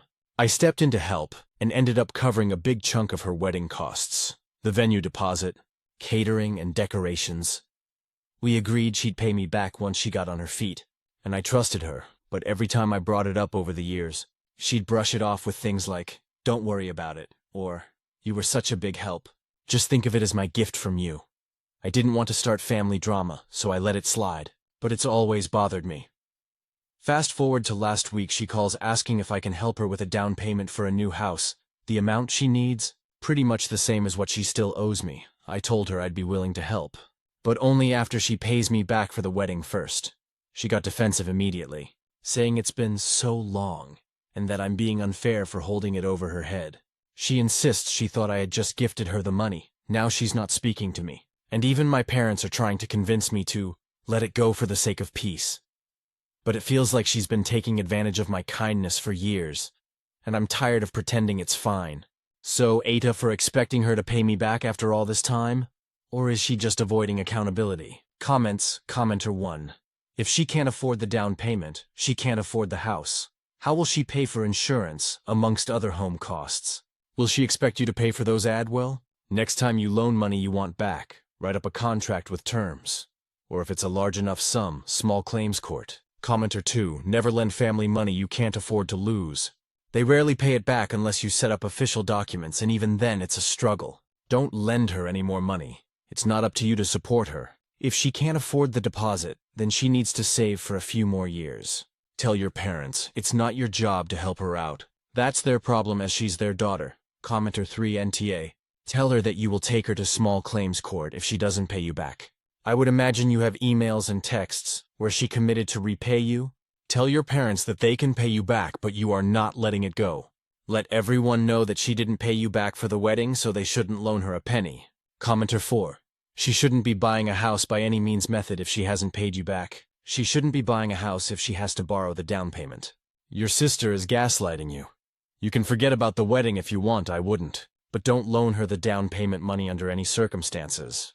Not only will you not get your wedding money back, you won't get your down payment loan back either.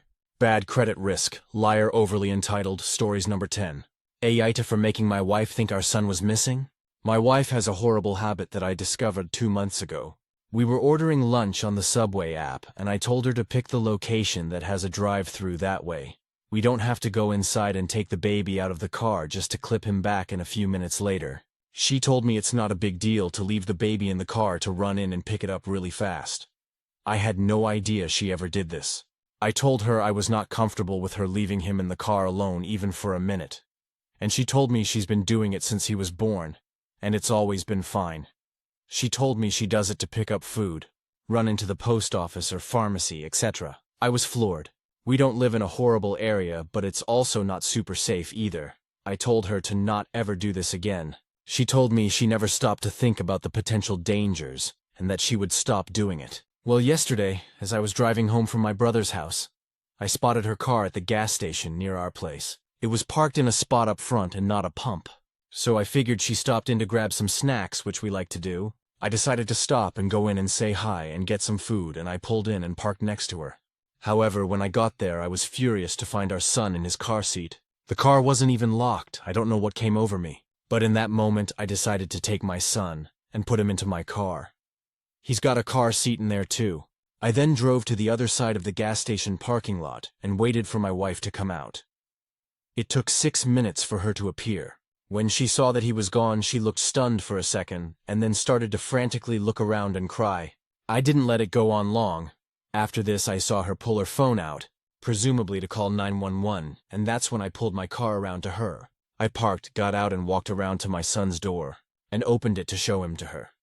She looked extremely relieved, but that quickly turned to anger with her asking me why I took him and did that to her. I told her she needed to learn her lesson, and she promised to stop leaving him in the car, and that she was extremely irresponsible. It was so easy for me to pull up and take him. No one else at the gas station even noticed, so if he really was taken, there would have been no help, and it would have been 100% her fault. She proceeded to call me cruel and psychotic, and tried taking our son out of my car into hers. I said no, and that I would be driving him home, and I left. She came home not much later, but ignored me the rest of the day. She acknowledged me today, saying she wanted an apology, and I said absolutely not, and she's the one who should be saying sorry. She's been guilt-tripping me the rest of the day, saying no, mother should experience the fear I put her through. Did I go too far? Relevant comments. Commenter 1. Normally I'm fully against game playing, but this is your child's life. I support your actions. Your wife is being hugely neglectful. Not to mention it'll be warm soon, and being left in a hot car, even for a few minutes, can be deadly. NTA, and I wouldn't let her take him anywhere until she apologizes. Reply, I guess I should clarify that the car was running with the air on. I forgot to add that detail and was restricted by the character limit. But the car was on. It's a push-to-start car with a sensor for the key fob, so it'll stay on running as long as you are close enough to the vehicle. I didn't see the keys in the car, so she took them inside with her, but didn't lock it. Commenter 2. Look, OP, let's be honest about the reality of the situation. Your wife has knowingly and intentionally left your infant alone in a vehicle multiple times. At least once. That vehicle was unlocked. I'm honestly shocked no one has called the cops for child endangerment yet, but eventually someone probably will. When that happens, CPS will probably get involved. You have now documented on the internet that you knew that this was happening. If CPS finds out that you knew and continued letting your wife leave the baby alone in the car, you will both lose custody of that baby, NTA, for scaring her.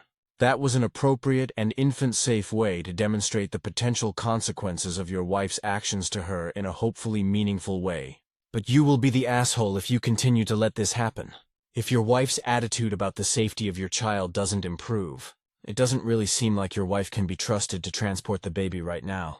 It might be time to involve some professional help for her if you want to keep your family intact. Or it might be time to document what she's doing, take your child, and leave her if you're done with risking it. Reply. I've seen several comments like this, so I just want to make it clear that I have absolutely no intention of letting this continue. My son's safety is my top priority and means everything to me. Commenter 3. I'm glad to hear this because there is also a side you're not seeing. My former coworker was notorious for doing this. I don't want to bring my baby in, so I'll just run in quick, etc. Everyone told her it wasn't safe. She didn't listen. Until one time she was in a store, someone saw the baby in the car and called the police. The baby was taken from them and CPS was called and investigation was opened. Once they determined that she'd done this repeatedly, they determined the child wasn't fit to return. Her husband had to file for divorce and petition the court to get custody of his baby back. It was a huge mess that took a long time to settle. Update on this situation. I sat my wife down this morning and did apologize for the way I went about things, but said I was not sorry for caring about our son's safety. And in the moment, felt like she needed a huge wake-up call. She apologized for lying and continuing to do this unsafe practice. I asked her why she seemed so casual about what she is doing. Most parents I know, myself included, are on the paranoid side when it comes to their kids. and she has been doing this for so long without seeing an issue. I asked if she thinks she's dealing with some kind of postpartum mental health issue, as I don't consider this normal. She broke down crying, saying she doesn't know what's wrong with her. She has agreed to seek counseling, and until there is a major change, improvement, I will be running all errands with my son, or we will be doing them together. But I told her I cannot trust her anymore to take him places by herself. Stories number 11. Waiter assumed I was tipping $40 on a $60 ticket, and then couldn't grasp the math. My wife and I went out for sushi last night. Our waiter looked to be about 16. He had to get the bartender to bring us our drinks. So he couldn't be over 20, and he wasn't very attentive. He was much more interested in flirting with his coworker than checking on us. He only came by the table once after bringing the food, to ask if we wanted boxes to go when we weren't even halfway through eating. I wasn't really bothered by this. I don't expect servers to do much more than just bring me my food, and he managed that just fine. When it came time to pay, I asked if I could pay cash, and he confirmed I could. The bill was $61,999, and I handed him a $100 bill. He said thanks and walked away. My wife looked at me and said, "He didn't mention change." "I think he's just going to keep that," I said. "Surely not." But then I noticed he was going about his business at other tables. My wife and I hate awkward encounters, so I offered her the out to go wait in the car while I tried to get my money. She said good luck, and went outside. I finally get his attention and he asks, "Is everything okay?" I told him I needed change and he was so confused. He reaches in his back pocket and hands me my $100 bill. I say, "Can you not break this?" He reaches back into his pocket and sets several 20s and smaller bills on the table, and still seems confused as he stares at my ticket. I ask what's wrong, and he says, "How much do I owe you?" The bill is $61,999, so I tell him, "Just give me 38. Don't worry about the penny." And he just freezes, until he finally says 100 minus 61.99 and trails off. So I finally just pull out my phone and bring up the calculator and show him the math. He gives me my change and just stands there over me.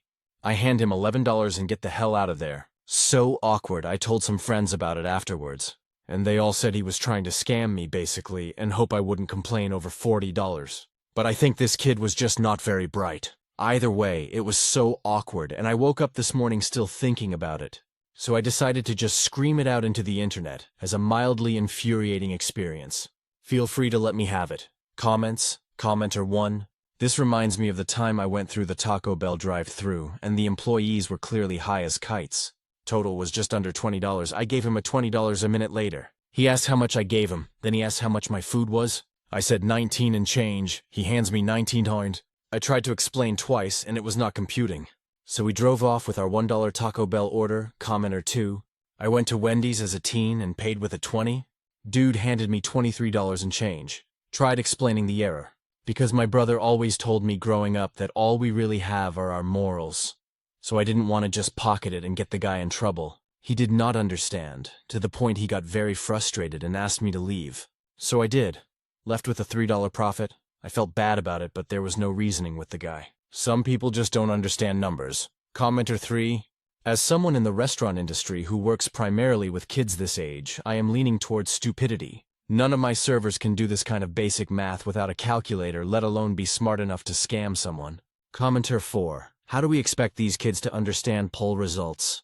Government numbers, credit card rates, risks of side effects, etc.? It's innumeracy, the less visible sibling of illiteracy. Stories number 12. BFF pregnant with fiancé's baby. Plans on leaving the baby with me because she isn't ready to be a mom. I am in a situation that seems so surreal, like I don't know what to think of it. Sorry it may be a long post. So I have a best friend. We've been friends for 12 years, and she's been more than a sister to me. We share everything and we've been together through a lot. I also have a fiancé, and we all share the same social circle, like a large group of friends. I have been with my fiancé 4 years now, and last year June we welcomed our beautiful baby boy. Though there were a lot of complications, and I also had surgery due to those issues, stayed in the hospital for a month, and was on bed rest for the next few weeks. In August, one of our friends had a wedding, and it is like an 8-hour drive away. So I couldn't attend cause it's quite a hustle, considering I wasn't well, and the baby was still too young. But my fiancé attended. So did my BFF and a large part of our group after the wedding. BFF drove back, with fiancé stayed with me 3 days, and had to go back to work, which is not in the same city, so I didn't see her for months. Everything went back to normal. I went back to work and everything seemed fine. I talked to her like usual and that was that. Fast forward to this week. I came home from work, guess who? Beth, heavily pregnant, due any time now. Her due date is 16th. I welcome her. Get her settled in, everything is fine. We have dinner, then start catching up. Like I didn't want to pry too much, for I figured if she had wanted to tell me details of her pregnancy, she would. Maybe she wasn't comfortable yet. So I tell her we have to make plans, go out, shop, eat, normal stuff. Then I ask when she'd be leaving so we can make the most of the time we have. She proceeds to tell me she isn't leaving. I was confused and asked again, like what? She again states she isn't leaving. I ask her why, and her answer, OMG, the baby is my fiance's. I was left speechless. Then she says she's thought about it, and she's not ready for motherhood, so she came to deliver. Stay for 4 months while she heals and rests, then she'll leave the baby here and go. At this point I feel like cameras are hidden somewhere and it's a prank. Half expecting she says it's a joke, but no. She's as serious as a heart attack, which I was sort of having. I didn't know what to do, how to react, whether to scream or yell or kick her out, so I just left, went to my room, locked myself in, but I couldn't sleep either. I haven't talked to fiancé yet. He works as a sales rep and most of the week he's away, so what do I do? Currently it's Saturday, the busiest day at the office, and I can't even think straight. How do I navigate this situation? Relevant comments, commente 1, telenovela time. On the chance this is real, I would talk to fiancé. If there is a chance the baby is his, he cheated and I would be out. Hopefully you have somewhere to go. Pack your things, your baby's stuff, and leave. Find a way to co-parent your kid and let him deal with his soap opera reply. Unfortunately, it is real. I'm in Kenya, by the way, and it's not an uncommon situation. I just never thought it would happen to me. Replied to a similar question. Am in Kenya and judicial system is pretty much non-existent and hella expensive. But the good thing is we don't have many joint assets. I am considering this, thanks. Commenter 2. I would call your fiancé now and put him on speakerphone with your BFF. The moment he confirms that this isn't fake, tell him that you'll have all of his belongings packed and ready to go for him to move out the moment he returns. Then show your ex-BFF to the door. Because it's your apartment, not hers. So she has no right to stay there. Reply. He'll be home by 2 p.m. today, and I think I'm already freaking out by what's going to happen then. If I ask him on phone, he's going to lie or deny or hang up and not come home. I think I'd rather surprise him, or I'm going to surprise myself. Either way, I think the conversation would be more honest in person. Commenter 3. Fiancé for 4 years, and you have a baby yet no marriage. He and BFF are AH, and kick those two to the curb, unless she's lying. Then kick her to the curb. Reply. In Africa, there's a traditional ceremony that takes place where elders meet up, have a sit-down, dowry and all that. So once it's done, it's considered a marriage, and you can have like the official wedding if you want to or not. It's called customary marriage. But in this case, I say fiancé cause it's not on paper. Yet we were still saving for a wedding. Commenter 4. Drop the supposed BFF, have a serious talk with your fiancé, and if he admits it, he needs to be ex-fiancé. If not, still demand a paternity test. And if he refuses, then he's ex. If it says he is the father, he needs to be ex. If everything proves he is not the father, then tell your friend to stay the hell away from you and apologize to your fiancé, and that though you really wanted to believe him, that you need to trust but verify for you and your child's sake. Your friend can put her kid up for adoption or have baby daddy take it. Reply. I'm actually not sure if he's the father, but they admitted to cheating and they're both gone. If she's playing him, I don't care. His problems don't concern me anymore. Thanks so much for the advice. Commenter 5. Personally, I'd pack my shit, my kid's shit, and leave without so much as a word to him. Leave her in the home and you leave. They've both betrayed you and don't deserve for you to be understanding or sympathetic. You and your child now come first. You deserve better. Reply. I can't leave.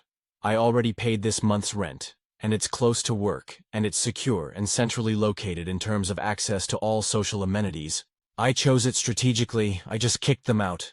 Commenter 6. Kick her ass out. Call fiancé. Tell him to come get his baby mama. Right now you're being a bit of a doormat by not reacting and saying nothing, and her still in your house. If she won't leave, call the police. Or you can leave and trash all the snacks and food so she can't eat your food and make herself comfortable. Be petty, strip the beds, soak the pillows, take all the TP, then leave. There's the chance she's a big liar. But I'm thinking not. Reply, she's a big liar, but not about the pregnancy, about being my BFF and everything else. Thank goodness they're both gone. Update. BFF pregnant with fiance's baby, plans on leaving the baby with me, cause she is not ready to be a mom. Well, thank you all for the advice and support. It's really been helpful, and it's good to know I'm not going crazy. Sorry, the previous post was long and not well versed. So here's the updated. I left work at 1, got home, took my kid and house help to my neighbor who I've grown close to and sometimes helps me out when house help is off duty. When I came back, she was sleeping, like oblivious of the fact that she just turned my life upside down. Then the POS of a fiancé came home and I confronted them. So apparently I'm that dumb. Cause tell me why they tell me they had been together since before. And since she's became pregnant, he goes to see her every other week and supports her, pays her rent, buys her food, etc. They said I wasn't supposed to find out. The now ex-fiancé gets mad at ex-BFF for coming over to tell me and all that BS. We had an argument, and I blew up at both of them, and I chased them out, threw them out and locked the door behind them. I was honestly expecting more fight cause I was ready to mess that man up, like all that time wasted thinking we were building something together. I mean, it's a lot. I'm really angry and disappointed. But I think it's all going to be good cause I don't need that kind of baggage right now. I have a lot to think about and a lot to go through.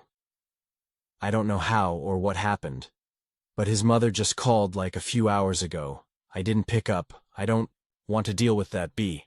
Right now I know he's going to defend him. This is going to say, just give him a chance or it's not wrong. I don't know what they're going to try to say to me, but I don't want to hear it right now. They very traditionally don't see anything wrong cheating or in having another child with another woman like it's common, and I'm just really mad. Right, I haven't talked to either of them, but I'm pretty sure they went to his home, which is not very far away, like 2 hours from here, but I don't care at this moment. So I'm here in bed, typing my son just went to bed. But, I'm really not taking any calls or anything to do with them right now. I just want to enjoy the peace while it lasts. 'Cause you know, tomorrow I won't. I want to have a moment of peace so much for a Mother's Day. I was hoping something celebratory, not this kind of drama. I never expect this kind of drama, but I'm good, and can't waste any more energy to that man. He's not worth it. I know he's not worth it, and thank you all for your support. Thank you all for showing this kind of support, 'cause it's been a lot in it. Feels like I'm alone right now, 'cause I can't ask my mom for support bet. She will say, I should just stay, for the sake marriage, and, all that. B. So I'm not talking to her right now, and, anyone who is going to try to tell me to just forgive me, I'm gonna tell them to shove it where the sun don't shine. That's all for now. I'm just going to enjoy me peace and my cup of tea. Yeah, thank you guys so much. Relevant comments.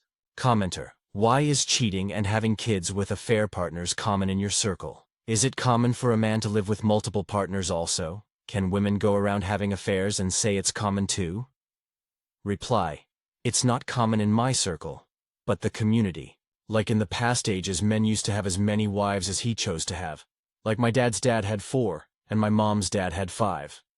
So, yeah and no. We're hoes if cheat, it's a toxic masculinity thing. Final update. BFF pregnant with fiance's baby. Plans on leaving the baby with me, 'cause she's not ready to be a mom. Hi guys, it's been quite a while since I posted, so here's the update. But first of all, thank you all for your support and comments. You really helped me gain clarity in this situation. So, after I kicked them out, they went to stay at his parents' place. Apparently, this affair of theirs was going on for a long time, and every time he was away at work, he would go see her. He wanted to have both of us, but she decided she didn't want to be a mom, and thus disrupted their plan. That Sunday, as expected, I got lots of calls and texts from his parents, trying to make me make sense of the situation, trying to make it seem all normal and get me to take him back and all that BS. But I was just done with him. Nothing could ever make any of that look normal. He also came back the following Saturday wanting to talk and whatnot, saying things along the lines of, I gave you space to stop being angry and be reasonable, so I'm going to give you a chance to reconsider your options. 'Cause once I leave, I won't come back, and as you see, I have another wife, which made me super mad. I called him all the names in the book, told him off on how horrible he is as a human being, and he's nothing but scum and doesn't deserve any more of my time. I told him to look around, find anything that he ever bought and take it with him. I made sure he collected everything with his name on it and kicked him out of my life for good. Tell me why later in the evening my mom calls me and tells me his parents called them to tell them to talk to me. Turns out I was pretty presumptuous of my mom because during the week we had talked and she's been my rock through all this, and she even took my son for the week as I sorted through everything else. My mom tore them a new one. They had wanted to get the families together to discuss how we should get back together. But both my parents shut that down fast, told them how they gave them their daughter in good terms, but they failed to raise their son to be an honorable man. And how the disrespect for me in extension is disrespect for them too. After he took his stuff, leaving the furniture and other stuff he couldn't carry, he mostly took his clothes and shoes, and was petty enough to take a pair of shoes he had bought for me earlier this year. I sold them, every single one. It took a little while, but I did. I then moved and bought everything new. So now I'm living in this cozy new upgraded house. No stress from anyone or anything. I don't know what happened to that bitch, but, quite frankly, I don't care. Her betrayal was bad enough. I can't waste time thinking of someone who never gave a good thought about me. They really deserve each other. And the trash took itself out too. Also, the meeting with families happened, but it wasn't to get us together. It was for custody and whatnot. He still gets to be in our son's life. Pays for everything, including future school fees and all that. And if he doesn't, his parents are to be held liable for that. So it's safe to say I'm set up and comfortable where I'm at. Everything is going well. I'm happy and have peace of it's a happy ending on an otherwise shitty experience. Thank you all for your support through this crazy situation. Relevant comments. Commenter 1. Do the custody right and go to court. Reply. Quite recently, there was a law that was passed that both parents have equal responsibility. Like say if it's school fees, we'd split in half, so he'd only be responsible for half, and so is everything else. So this actually works for me because customary councils hold as much weight as courts. Stories number 13. Aita for not being very strict with my daughter at my house compared to my ex-wife, which has led to my ex-wife and I exchanging some words to each other. I 43M, have a daughter 16F, who I have joint custody over with my ex-wife 39F. We got divorced when my daughter was a baby, and the court awarded 50-50 custody for the both of us. I will admit though, being a doctor comes with its consequences. I haven't been as present as I wish I could have been when my daughter was 13. She started telling me things that her mom does or rules that she has in place over her, and how she thinks it's unfair. I'd listen to her and advise her to talk to her mom. My daughter would then ask if she has to obey those rules over here still, to which I said no. At first, it was just small stuff that I find nitpicky. Things like not being able to eat in the living room. As she's gotten older, she started making more requests for privileges in my house. And it's pretty much gone like this. Example 1. Mom doesn't let me hang out with friends during the week. Well, that's dumb. If you have a ride there and back, you can go with your friends. Example 2. Mom doesn't let me wear comfortable clothes around the house. She says I have to dress modestly. You can walk around the house naked for all I care. Example 3. You and Mom's houses don't have locks on my bedroom door. There isn't a lock? I can call a guy out and have him put a lock in for you if you want. Example 4. Mom doesn't let me drink soda. Do you want soda? If so, I can order it with our groceries from Hy-Vee. You get the idea. I don't want to say I've become a doormat for my daughter, but I'm not nearly as stingy about rules. It's her house just as much as it's mine in my eyes.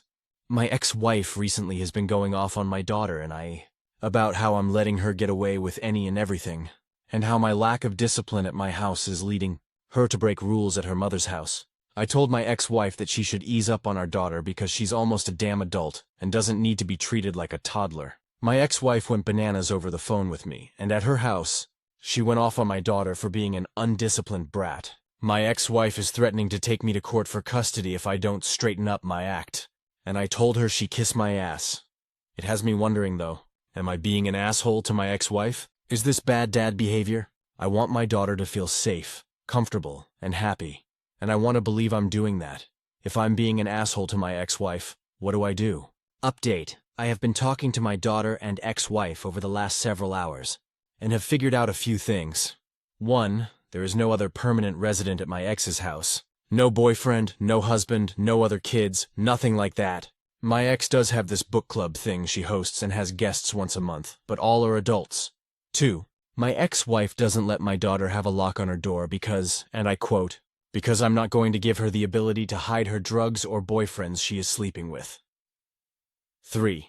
My ex doesn't let my daughter see her friends during the week because she says her friends are distractions to school. However, her report card says she is doing just fine academically. 4. My ex doesn't just control what she wears, but also won't let her use makeup or even consume adult media. My daughter says that my ex called her attire slutty one time because she was wearing a shirt with no bra. My ex denies saying this, but I wouldn't put it past her. 5. I asked my daughter if she would be okay with my searching her room, and my daughter said she had nothing to hide. I looked around, and guess what? No drugs, no vapes, no illegal plans to take over the US government, nothing like that. Normal 16-year-old girl room. 6. I asked my daughter if she would have a problem with me putting Life 360 on her phone so I can see where she goes. She handed me her phone and said again, she has nothing to hide so she doesn't care. 7. I did talk to my daughter about her attitude and treatment to her mother. She agreed that she has been acting out, and said she will text or call me if she has an issue with something her mom is doing. She said she will respect her mother's rules, but she did ask me to talk to her about her mother's comments about her body. Apparently my daughter feels like her mother is sexualizing her and her body, and it makes her uncomfortable. I agreed to talk to her mom about it. So far that conversation is deadlocked, because her mom will not let up on her whole modesty shit. 8. My daughter told my ex that she tried to take me to court. My daughter will ask a judge to live with me full-time. More to come update-wise. Thank you all for your input. Update. Aita for not being very strict with my daughter at my house compared to my ex-wife. I just want to say thank you to everyone who gave their input on the situation. Over the past 7 days I've been going through a lot of stress between work, my daughter's reaction, and my ex-wife to start last Sunday. I had very long discussions with my ex-wife about our daughter. To not ramble on, daughter says it's called yapping now. I'll give you the short version. My ex-wife says that she has to be strict on my daughter so she doesn't turn out bad. She doesn't let my daughter wear makeup, hang out with her friends during the week, eat certain foods and drink certain drinks, consume certain media, have locks on her door, wear certain clothes, and she makes my daughter text her every hour she's not at school but out of the house on weekends, detailing who she is with, where she is at, and what they are doing. I talked to my daughter about her mother, and my daughter says her life over there is stressful, feeling like she's always being watched.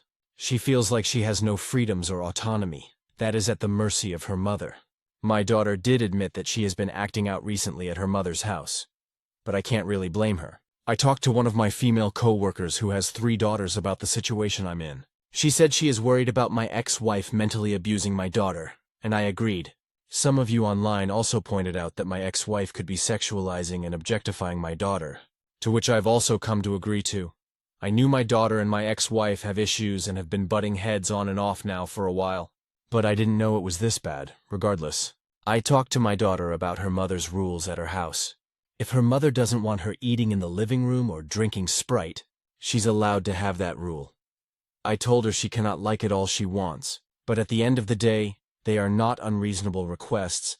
My daughter, though, very firmly asked me to talk to my ex-wife about the things that bug her the most. Those things are what she does and doesn't wear in the house, a lock on her door, and the rules in place about her friends only on the weekends, and texting her mom constantly. I asked my daughter if she would be okay with me tracking her on Life 360, and she said she's okay with me tracking her, but not her mother. My daughter tells me pretty much everything, though sometimes I wish she didn't overshare information I don't need to know about, and she says she trusts me, and knows I trust her, but she doesn't want her mom to be able to track her at all hours of the day. The lock on her door was something else we discussed. I asked my daughter why she wanted a lock on her door, and she provided information I absolutely did not need to know, but basically, she wants privacy and to be alone sometimes. I checked her room out with her in the room and didn't find anything like drugs or plans to overthrow the Illuminati, so she's good on that front. When I asked her mother why she can't have a lock, she said it's because she, and I quote, doesn't want her having sex, doing drugs, or hiding things from her. Apparently my ex-wife just barges into her room and searches her things. I found that to be ridiculous and a complete violation of my daughter's privacy, and I bitched a fit to my ex about it. No wonder my ex doesn't know any of my daughter and I's little secret that she's bisexual. She can't even trust her mother not to go through her shit. Next, the whole issue about what she does and doesn't wear in the house. In my house, I couldn't give less of a fuck. Usually she walks around in a shirt with no bra wearing boxers or some shit. Sometimes she wears normal clothes, sometimes she goes nude. Sometimes she wears one of those full-body pajama suits. Don't give a shit. But she knows the rules about it. She has to leave the house wearing normal clothes, and she needs to have normal clothes on when guests are at the house. When she's there alone, or with me, she can do whatever. Her mom, on the other hand, has been sexualizing her daughter and making incredibly suggestive comments about her body. My ex denies doing this, but I don't think my daughter would lie about it, and knowing my ex-wife, she 100% said it. My ex has said my daughter dresses slutty, flaunts herself like a stripper, and is not a modest woman, needless to say. This pissed me off 6 ways to Sunday, and we exchanged some heated words over the topic. My daughter came over to the house today for our 50-50 custody swap, and immediately went and locked herself in her room. At first I thought maybe she was gonna go FaceTime her friends or something, so I let it be for a bit.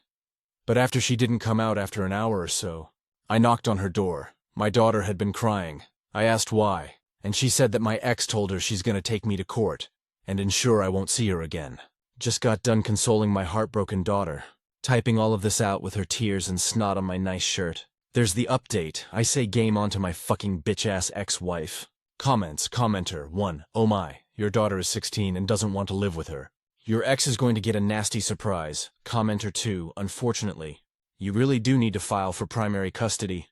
Your daughter is old enough that her request would be considered. And absolutely testify to everything ex has been saying to daughter. Your ex has developed an unhealthy script in her mind about your daughter, when in fact your daughter is doing completely normal teenage behavior. Do the best for your daughter while you can, and don't be surprised if she rarely visits her mother. Commenter 3. I grew up with a mother like this, and middle school, middle of college was awful for me, and I ended up going nuts and doing stupid things, including drugs. I got myself together after meeting my now husband and moving out. If she doesn't not leave that house soon, I am 85% sure she will go down the path I did. Get full custody as soon as you can. Commenter 4. IRC, you mentioned in your last post that you're a doctor. If that's true, hire a good attorney. They should be able to make quick work of dealing with your ex and making you the primary custodial parent. Unless you live in a one-party consent state that allows you to record phone calls. Try to do all further communication with your ex via text or email. If your daughter isn't already seeing a therapist, get her one ASAP. This is for a few reasons. 1. Your daughter likely has a lot of feelings and maybe even trauma from living under such scrutiny. 2. With a signed release, the therapist may be able to go to bat for you in court. Your ex will try to paint your daughter as a wild child, and may even try to claim she does drugs or has a mental disorder. The therapist can vouch for your kid. 3. It shows you're taking a proactive approach to helping your child. Last thing, please get your daughter a robe. I'm all for body positivity, but your teen daughter shouldn't be walking around naked in the common areas of your home. I get that it doesn't bother either of you, but a judge might see an issue. Besides, learning to remember to cover up in common areas is essential for the near future when she'll likely be living with roommates. Stories number 14. Aita for telling my wife to be quiet. I 43 am married to Christy 43F.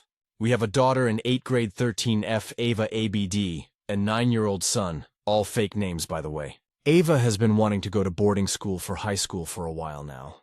Since August, there's nothing going on at her regular school, but she really just wants to try boarding school. She's done a bunch of research on where she wants to go and stuff like that. Personally, I think that it would be a good thing for her to try, and thought Christy would agree, but I guess not. Christy immediately shut the idea down, and starting talking about, oh, she'll only be around for X more years anyways and stuff like that. She didn't entertain the idea of her living at school at all. I thought she was being kind of closed-minded, but she didn't want to hear any of that. I was getting kind of frustrated trying to argue my point, and Christy just kept talking over me, and I told her to be quiet for one damn second. She didn't want to stop anymore after that. This didn't happen all that long ago, so I want to see if I'm wrong here. Comments. Commenter 1. YTA on a couple of levels. First, for snapping at your wife. Second, for trying to push something as massive as boarding school on her. This is a big decision. You don't force your point or belittle your wife to get there. A 13-year-old is not mature enough to decide her education and living arrangements yet. This is not a 2-against-1 situation. This is you and your wife. Also, when Christy says she'll only be around for X number of years anyway, are you mainly interested in getting your teen out of the house? If so, YTA on all levels. Commenter 2 ESH. You are not listening to your wife's hard no, this is a 2 yes, 1 no situation, wife said. No. End of discussion. Your wife shouldn't have spoken over you. You shouldn't have told her to be quiet. Commenter 3, I would go with ESH, but it does tip toward you. You should not have said that. She should not have been talking over you, that said. It tips YTA because you seem to have unilaterally decided to let the kid plan boarding school without ever talking to your wife, the child's mother, about it. Not at all cool. Of course she has big feelings when this is sprung on her unexpectedly. Commenter 4, what are your daughter's reasons? Has she any real idea outside of Netflix what this means? Do you mean that when she wants this for a while, that means since this August? Because that wouldn't be a while at all for such a decision, when your wife shut it down. Did you seriously entertain her POV as you wanted her to consider yours? Because your writing doesn't sound like it. Stories number 15. My wife wants her schizophrenic sister to move into our house, and I said no. I 38M am at my wit's end and wondering if I'm the bad guy here. My wife 37F has a sister 49F, diagnosed with schizophrenia, who's been cycling in and out of psychiatric facilities for years.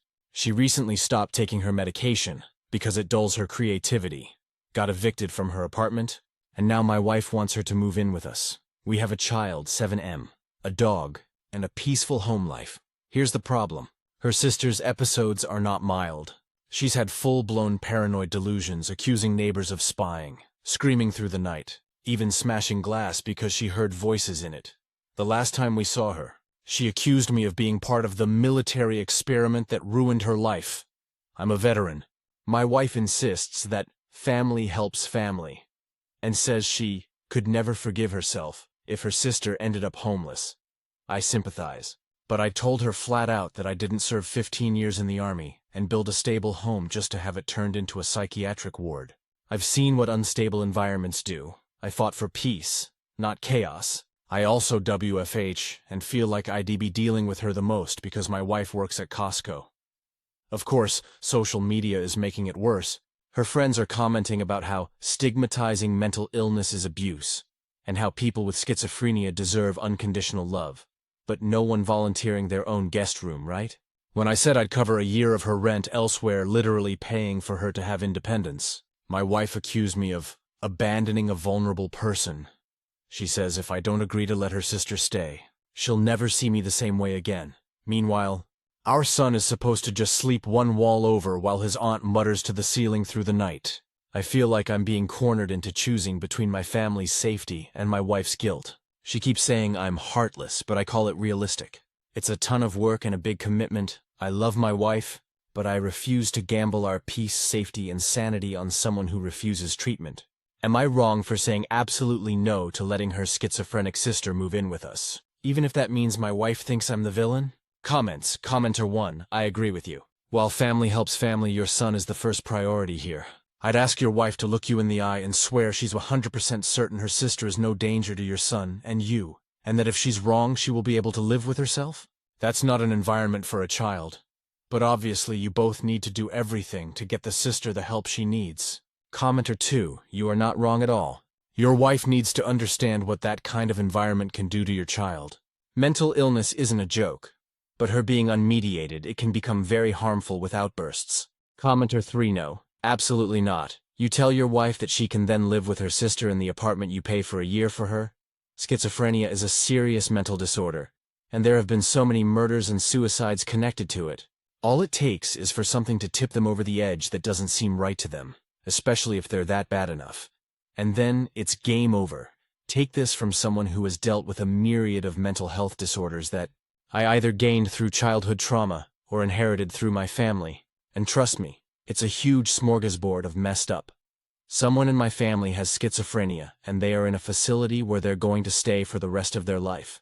They have to be physically restrained to take their medication, as they're like your wife's sister when it comes to medication and are convinced the government puts little cameras in his pills.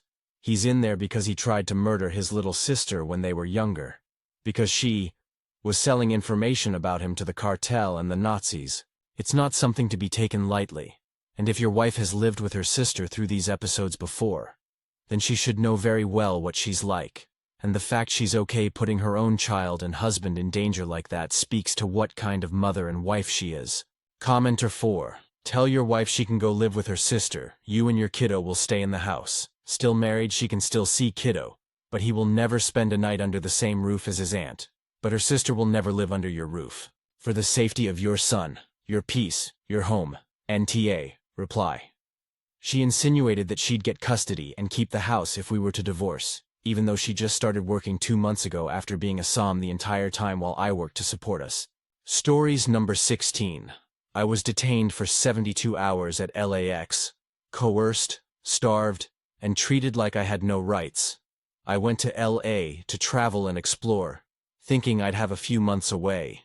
Instead, I ended up detained for nearly 72 hours at LAX, accused of things I didn't do, and ultimately banned from re-entry into the US for 5 years. From the moment I was taken to secondary questioning, I had no access to my phone, and no way to contact anyone. I barely ate, I was freezing, and I was exhausted. Officers accused me of lying about everything, coerced me into admitting to drug use that wasn't true, and insisted there was proof on my phone that didn't exist. I was manipulated into agreeing because I was starved, exhausted, and scared. The conditions were cruel and chaotic. Minimal blankets were provided, and beds and chairs weren't cleaned between detainees. Lights were constantly on, making it impossible to sleep, and when cleaning or vacuuming happened at 1 a.m., it only added more noise and disruption. One supervisor snapped pens behind my head while I tried to get my anxiety medication and actually yelled at me for talking to myself. He even said he'd give me a fucking break in a minute.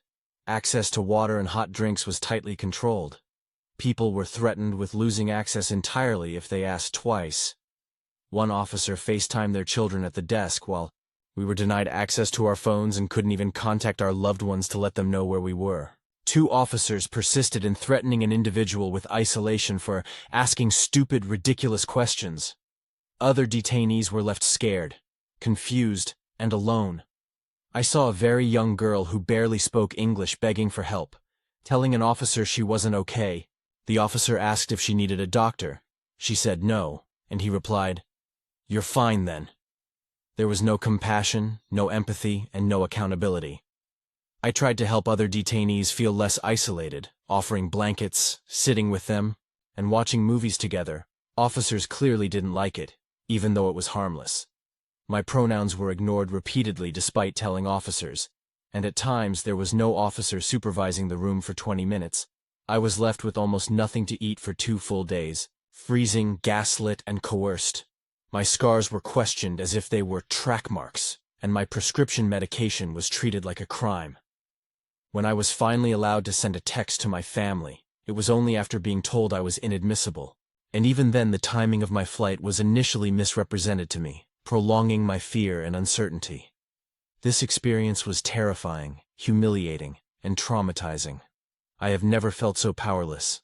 People are being denied dignity, basic necessities, and safety in these detention systems. No one deserves to be treated like this. I am sharing this because it matters. Please read, share, and raise awareness. Reach out to human rights organizations if you can. People's lives and dignity are at stake. TLDR, I was detained at LAX for almost 72 hours during a trip to the US. Accused of false things, coerced into admitting to drug use, and ultimately banned from re-entry for 5 years. The treatment was abusive, neglectful, and traumatizing. Key points: no access to phone or family for nearly 72 hours, barely any food for 2 full days, vegetarian options non-existent, minimal blankets, beds and chairs not cleaned between detainees, lights on constantly, cleaning and vacuuming disrupted sleep, officers shouted, mocked, and gaslit detainees. Supervisors snapped pens behind my head and threatened me verbally. Access to water, hot drinks was threatened or removed. Officer FaceTimed their children while denying detainees any contact with family. Coerced into admitting to drug use based on false claims about my phone. Scars were questioned as track marks. Prescription medication treated like a crime. Witnessed other detainees scared, alone, and ignored, including young people with poor English. Repeated misgendering despite stating pronouns. Minimal supervision at times. I tried to help other detainees feel less isolated, which officers clearly disliked. This is not just my story. People are being denied basic rights and dignity in immigration detention. Please read, share, and raise awareness. Comments? Commenter 1. Genuinely don't know why anyone would try and travel to the US right now. The stories coming out of there are terrifying. Commenter 2. I'm so sorry this happened to you. My husband built a platform for just this purpose. He just launched this on Oct 1st. We no longer live in the US and he wanted to do something to help the fight against ICE and Customs Border Patrol. You log in and enter your travel details. You could fly, drive, walk across a border, or be on a ship boat. You enter your family and friends you want to be notified if you are detained. You also have the option of entering medical personnel in case you need insulin or other drugs on a regular basis, and media people. Once you arrive at your destination and cross through customs and immigration, you access the platform and click, I have arrived. A message will be sent to the people you added, letting them know you arrived safely. If you are detained, there is a dead man's switch in the platform. If you have said your flight will land at 4 p.m., if you haven't marked yourself as arrived within 2 hours, the platform will automatically send out a note stating you have not arrived safely. There are processes in place to account for flight delays. This is web-based, not an app. So if your phone is confiscated, the app cannot be uninstalled, and the message will still be sent out. This gives your family and friends an opportunity to intervene and possibly have you released sooner than the 72 hours you were held. It also lets them know you have been detained and alleviate the stress of them not knowing where you are or what happened. They have the chance to step in and possibly prevent deportations and incarceration. The next update will include the ability to let people know about events. So if you attend a protest or a concert or a sporting event, or even a date with a new person, you can set up a similar trigger for when you should be home. Again, I am so sorry this happened to you. I can't apologize enough for the way the US is now treating people. Commenter 3. As a US citizen stuck in this hellhole, stay away. Stop buying US products. Stop frequenting US tourist spots. Commit yourselves to not touching the US with a 10-foot pole. The country is compromised, and it's only going to get worse from here. Commenter 4. That sounds absolutely awful. No one deserves to be treated like that. Being detained in a foreign country is already scary, but the way they handled you and others sounds cruel and dehumanizing. I'm really sorry you went through that. Sharing it matters. People need to see what actually happens in these systems. Are you getting any kind of support now, or speaking with a lawyer or rights group about it? Reply, thank you so much. I really appreciate all these amazingly kind words I'm receiving over this. I have contacted Amnesty and Redress thus far, also trying to make as many posts across social media as I can for attention on it. Hopefully these guys get back to me within the next few days for any next steps to take. Commenter 5. I have some questions. May I ask, please? What was the reason to let you go? How come they can treat detained people like this and don't face any consequences? This can happen to literally everybody, I guess. Regarding drug use. Isn't it possible to make a drug test to prove you're clean? I'm so sorry you went through this, and I hope you can recover properly. And this won't happen to you again. I'm still baffled that you're not allowed entering for 5 months. It's creepy. When you think you could do some vacation and have a nice time and end up being coerced, starved and treated like the lowest. Reply.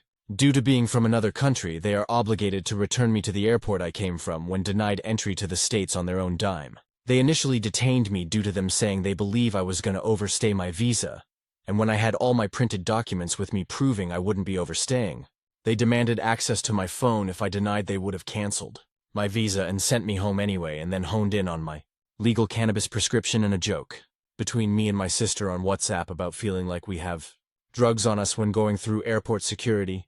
That to them was admission of drug use rather than a joke. I am doing everything in my power to try and make sure that they don't get away with this. They do because they're the authority in that place and don't have to answer to anyone else, and they'll back each other up when a detainee stands up for themselves.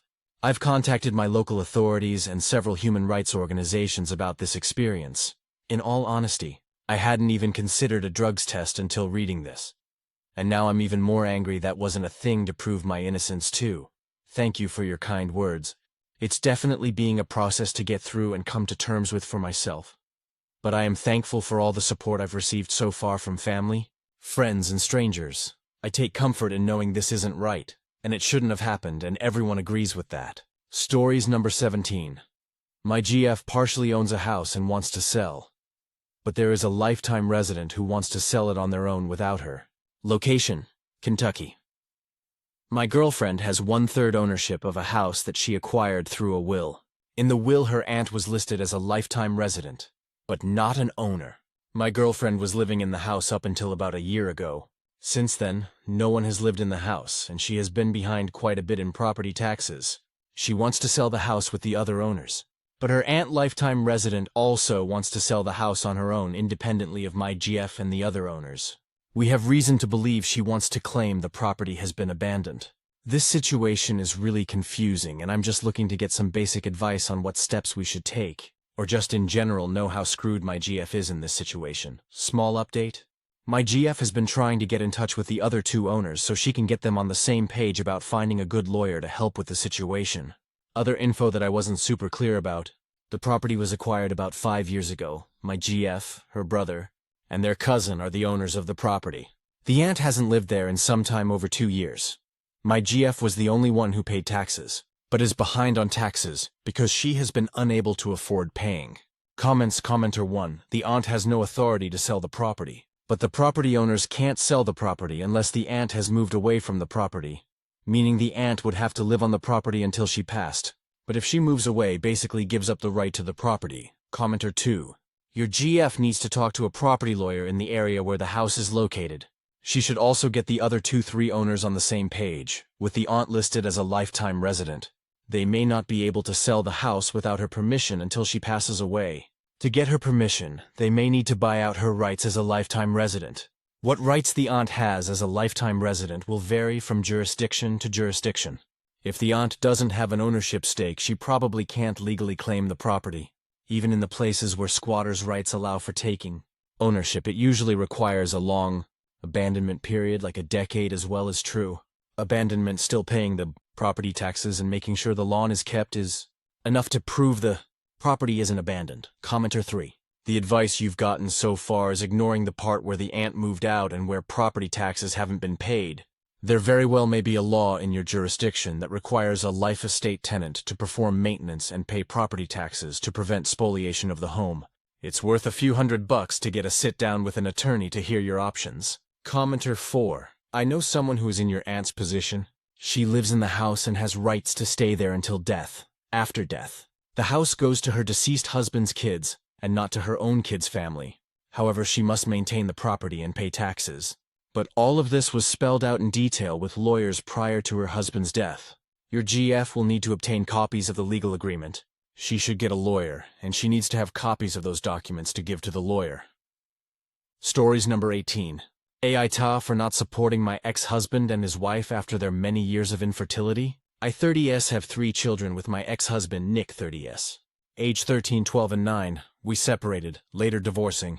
When our youngest was only 4 months old, we divorced because Nick confessed he didn't love me, and he married me because I was pregnant with our oldest. He had been unable to develop any real feelings for me, and could not pretend any longer because he felt his unhappiness was growing by the day. I bring this up because I believe his lack of true feelings for me has led to him seeing me as unimportant and disposable to our kids. The reason I feel like this is because of his and his wife Haley's 30s treatment of me. We had been divorced for a number of weeks when Nick started bringing Haley to our kids' school events. We met at a school play, and they commented that Haley was getting ready for her role as a new mom. I thought they meant she was pregnant, but no. They meant she would be mom to my kids. Haley wanted to hold my youngest, and Nick told me they needed some mother-son bonding because she had not met the kids by this point. Within weeks of this, they wanted me to delegate some tasks to Haley, like school pickup and drop-off or taking the oldest to dance. My kids barely knew her. They were not living together at this point, and Nick told me it was important to make space for Haley as a mom. I told him she would be a stepmom, but I am their mom. Nick's response was at their house Haley would be mom, and the kids could do with a mom and dad parental unit instead of divorced parents. He said he knew Haley would be a better mom than I ever could be. Afterward, Haley would call me a bitch whenever she saw me because I said she would be stepmom and not mom. She said I was so insecure if I couldn't handle taking second place to her. Nick took me back to court to ask for primary full custody, and was denied. I went back with proof they were trying to push me out. Nick even tried to remove me from the school contact list and put Haley on there instead of me. This was all before they married. Nick was removed from legal decision-making after that stunt, and he was told to be careful with how they approached PT conferences and doctor's appointments, because they had to share all that with me. So they did, but it came with hostility.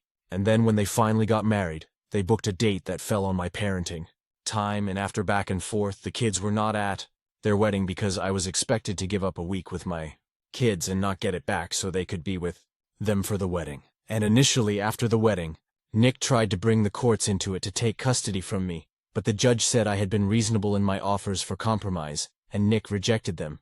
The kids call her Haley. This bothers Nick and Haley, and they prefer me to the two of them, which they have tried to say is because of alienation, and not because they put the kids in the middle when they try to encourage them to call Haley mom, or when they say the kids should tell me they want to spend Mother's Days with Haley and not me.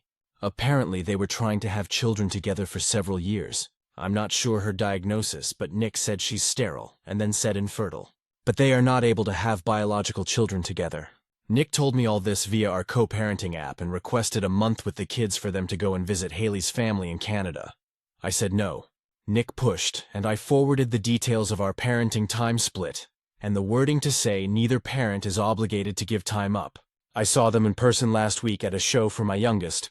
The kids didn't hug Haley and Nick, and Haley then accused me of not being supportive of them, and Haley's relationship with the kids, and that all those years of infertility should have helped me find some compassion and understanding, and make me willing to help them. I dismissed it.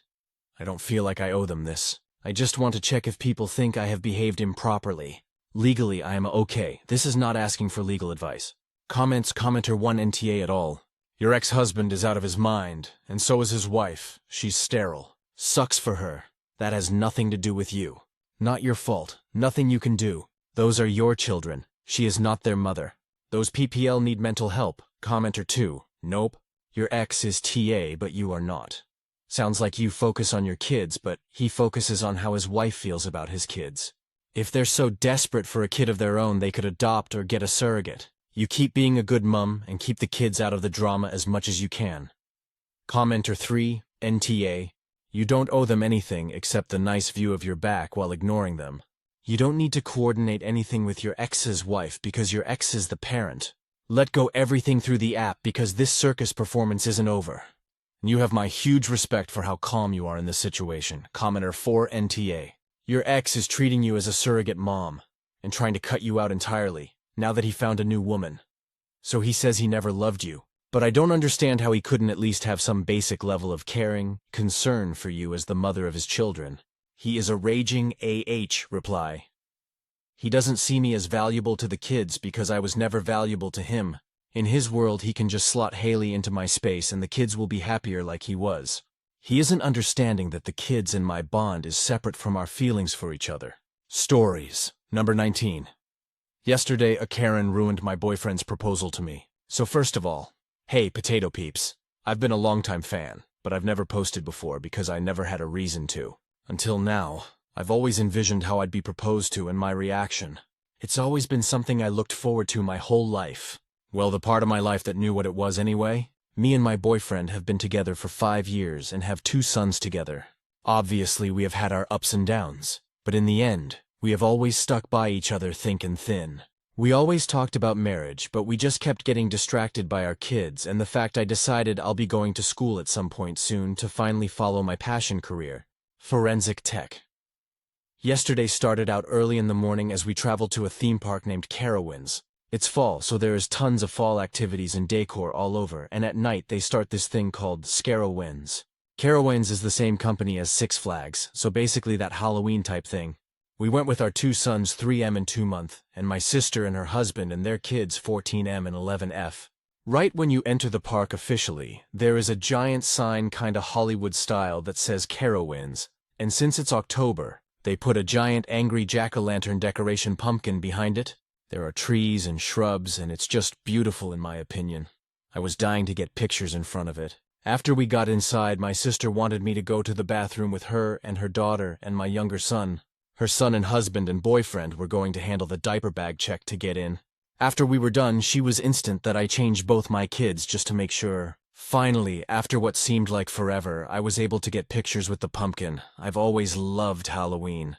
There was a natural formed line of people to get pictures, and we all waited our turns. There wasn't many people in line at all, but plenty of people congregating around the area. Then it was our turn. We took a family photo of me, my boyfriend, and our kids. I could see 2 families were behind us, a mom and daughter, and then a grandma. And her little family group. After the family photo, my boyfriend suggested a photo of just us. What I didn't know was he was videoing us, not pictures. After the picture was done, I was about to walk away so they could have their turn, but my boyfriend tugged my arm. He was on one knee. I was standing there shocked in my damn Halloween pants with a baby harness wrap over my body, and hair frizzy. That's not a complaint. I loved the whole thing. I wasn't dolled up, I was just me. And it was overwhelmingly emotional that it was all happening with my family. In October, doing things I love to do, except for one thing. During my fiancé's speech he was giving me, he was already so very nervous because he had a hard time remembering words when they are important to him, or emotional. And while he was talking, the grandma I mentioned started yelling, "Hurry up!" and "Other people want a picture too." This is a public place. All of which made it into the proposal video too. She was standing right behind my brother-in-law and overlapped what my fiancé was saying, and he cut his speech short. Obviously I said yes, but I feel terrible. To me the proposal was beautiful and I loved it. I feel bad because my fiancé feels humiliated. He had the whole speech planned out. He had the video planned out for memories of a happy day. He went to great lengths to plan this whole thing out without me knowing. To him, it was all ruined. He did later on that night tell me the whole speech, and I gave him one back on the spot because I wanted him to know it wasn't just a yes, it's a "I love you too and I want to always be with you." No one stood up to the Karen in that moment, but I remembered her face. Karma ended up getting her later that day though. Scar wines had started and there were scare artists walking around. We were just enjoying one of the music concerts they had going on when we noticed Karen and kept our distance. A scare artist was nearby and Karen was trying to get a picture of herself and her family when the scare artist ran into the photo screaming bloody murder, "It's a public place," which scared the life out of Karen. Turns out scare artist was the mom that was standing in life behind us with her daughter when the proposal happened. Thanks for reading my story. It's probably not channel-worthy, but it was mildly interesting to some of you, I hope. Edit. I don't understand where or how this happened, but some of you got the impression that I was complaining and upset with my proposal. I am not upset with it, like I already said. It was beautiful, and I loved it. I understand how the public works, and at the same time everyone is allowed to have their turn. This was our turn. Absolutely no one around us was upset except this one woman. What I am upset about is that my fiancé feels terrible about the whole thing. I don't like seeing him beating himself up over something that wasn't his fault. Edit 2. We took about the same amount of time as everyone else, and waited in the same line. His speech was simply, "Will you marry me after 2 kids and 5 years? I figured it was about time. What was taking so long was he had a hard time getting the words out. The "it's about time" is how he shortened his speech. Comments, commenter 1. I'm so sorry that happened, but in public, you always run the chance of having it ruined by some jerk. When I was first researching where to have my very small wedding, I thought of our city park, which has a gorgeous bridge and willow tree. I called the parks department to see if I could have a wedding there, and what the permitting would be like. The parks manager gave me all of the information. Toward the end of the call, she paused and said, "You don't want to do this," she said. The bridge had to stay open during the ceremony, and the last ceremony held there was ruined by some asshole who walked over the bridge a dozen times, weaving between all the guests, pushing between the bride and the groom, and at one point, just standing still in front of the officiant. This wasn't the only incident like this, so she strongly recommended against it if people called her, though she gave them the required info on how to do it if they insisted. Commenter 2. If your proposal is the highlight of the rest of your life, you married the wrong guy. It was not ideal to do it there with a line. The Karen was rude, but this is a case of everyone was wrong. Commenter 3. Unfortunately, when you do a public proposal, you have to deal with the public. Was she rude? Yes, she was. But when you have a place like this, a lot of people want to do photo ops, and given you already had a family photo, I can see why this was annoying to other guests. Maybe an unpopular opinion, but it's a risk proposing in public. Commenter 4. How long was the speech? I have to think it was a decently long if she had time to say all that. Even with him cutting it short, ESH.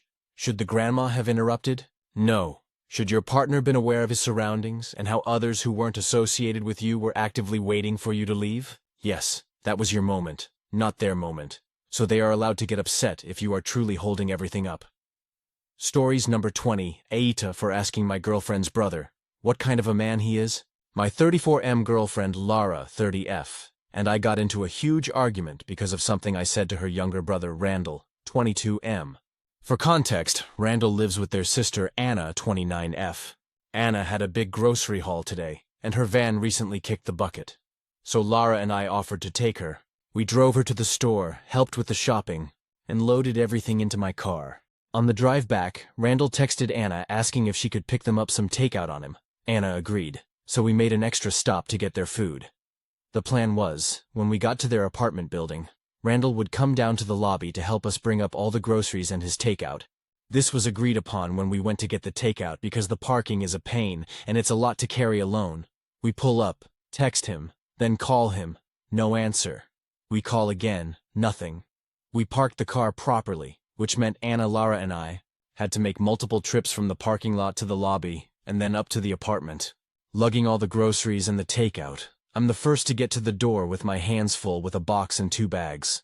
I'm able to knock, and he unlocks the deadbolt without opening the door. This really pissed me off. I open the door for all of us and set the box and bags down. I then ask him what happened, and he just shrugged and said, "Oh, my phone was on silent, sorry." This is the second time he's pulled this exact same shit. Last time, I gave him a sarcastic response about it, like, "How convenient that you couldn't hear the phone glued to your hand," when he gave us the same lame excuse. But this time, I was fed up, I was tired from carrying everything, and I was annoyed for Anna and Lara, who just accept this from him. I looked at him and said, "Seriously, Randall? What kind of man sits on his ass while his sister and everyone else carries his responsibilities for him?" Randall didn't say anything and just left the room. Lara immediately shot me a death glare. After we left the apartment and were back in the car, she laid into me. She said I out of line, that it wasn't my place to talk to her brother like that, and that my comment was toxic and emasculating. We argued the whole way home.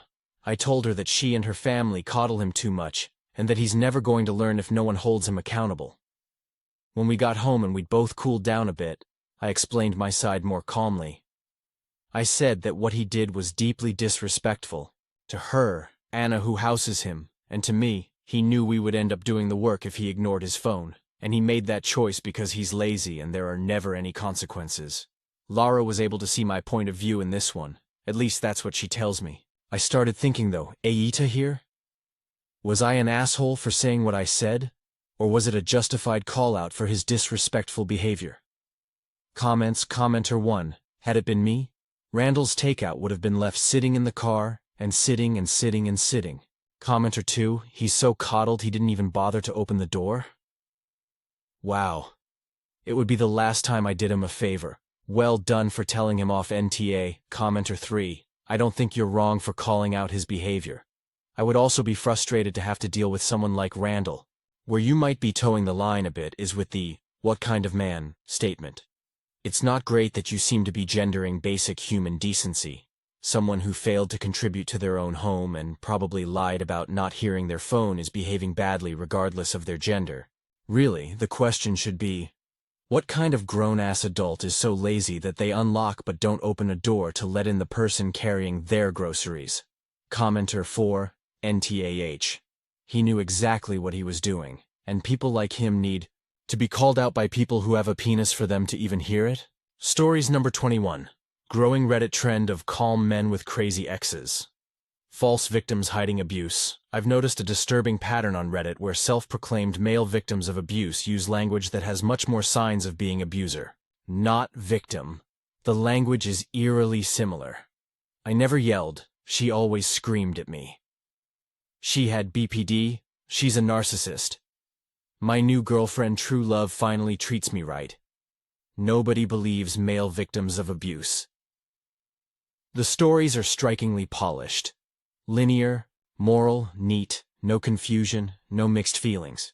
Just a black and white victim-abuser situation. The ex is the villain, he is pure. I've worked with abuse victims and they almost never talk like it. Their stories are messy, emotional, and filled with self-doubt. They are looking for healing and understanding, not controlling the narrative, writing a polished PR post. This is a very concerning pattern, as it reinforces stereotypes of women being emotional and irrational, and men as being self-collected and rational. In many cases, it serves to cover for emotional abuse. The abuser reframes himself as victim. In reality, all abusers, but especially male, very often weaponize staying calm as abuse tool. I copied a few of the longest top stories from abusive relationships sub in ChatGPT for analysis. It was honestly disturbing how many of the male posters had many red flags, with the same structure as above, rhetorical victimhood, with no details and stereotyped, "I was calm and composed, she was crazy" trope. In contrast, female posts usually came back as genuine victims with internal conflict. The relationship was mutually toxic. "I have codependent issues that I need to deal with. I stayed way too long. I didn't feel that I deserved the bare minimum. He pitted me against his ex. I now think a lot of what he said was misrepresented. He could be really kind, and that was what was so confusing to me. He'd sulk for days if I went out to meet friends.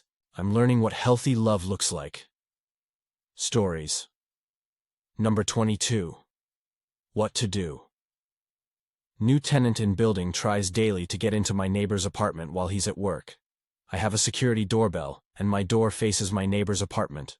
We've had a lot of new people move into our building recently. 6 days ago was the first time I noticed the woman trying out her code on my neighbor's door. She left after not being able to gain access. We have electronic deadbolt locks on our doors that require a passcode. I assumed she was new, maybe had the wrong apartment and didn't think anything of it. She came back, walked through the hallway, and headed up the stairs. Him and I live on the ground level, and there's 2 floors above us. 2 days ago she came back and tried for a bit to open my neighbor's door to walk in without putting in a code. Yesterday, she took full notice of my security camera, spent some time trying to get into my neighbor's apartment, shrugged, then walked off. Today she walked through the hallway and up the stairs. He left work. Then an hour later, she was back and spent 30 seconds trying to open his door. It's creeping me out. I was told by my leasing office to get the security doorbell because of bad neighbors I had before he moved in. Even though it's not technically allowed to have, I don't know if I should go to my leasing office about this. I saved the video clips for proof. I rarely see my neighbor as we both work the same shift. I don't know if I feel comfortable knocking on his door. She's not at his door long enough to call the police about it. Nor does she come at a certain time every day. I'm a little nervous that she's going to creep him out as well if he catches on or catches her. Or if she enters his apartment. He's a great neighbor, and I'm afraid that something like this will drive him out. Him and I both have different doormats, so she should know it's not her floor, nor her apartment. Any advice? Thanks, Edit. I've decided to try and cross paths with my neighbor this weekend so I can show him the videos and let him know. I'm also going to the leasing office with the videos, but any questions and advice are still welcomed. Stories number 23. My best friend wishes she had my husband. My 28. F best friend 28F. Confessed to a mutual friend that she wishes she was with my husband 28M. Bit of backstory. When we were all in high school, my husband and best friend dated for a bit, but they both agreed they were better as friends. I had a crush on him for a while, and after asking my best friend if she was okay with it, I started dating him. We have been happily together for 11 years, married 8. My friend hasn't been as lucky in the relationship department. Her first husband abused her and she almost immediately started another relationship after her divorce. While dating her current husband 36 Millers, they were in a rocky spot and she asked my husband to sleep with her. He refused, and told me about it. I trust him fully, and know he'd never cheat. My relationship with my best friend after that was bad. I eventually forgave her because at the time I thought she just was making a desperate attempt for male validation from one of the few decent men she knew. Not long after that moment she rushed into marriage with her now husband. He is a good guy, but they both divorced abusive exes and didn't take the time to heal before jumping into their relationship. While my husband and I try to be supportive, it's clear they're not really right for each other. They both want different things and are trying to force the relationship to work. While I do feel bad for her luck when it comes to love, I learned a lot from a mutual friend this past week that has me questioning everything I thought I knew about my best friend.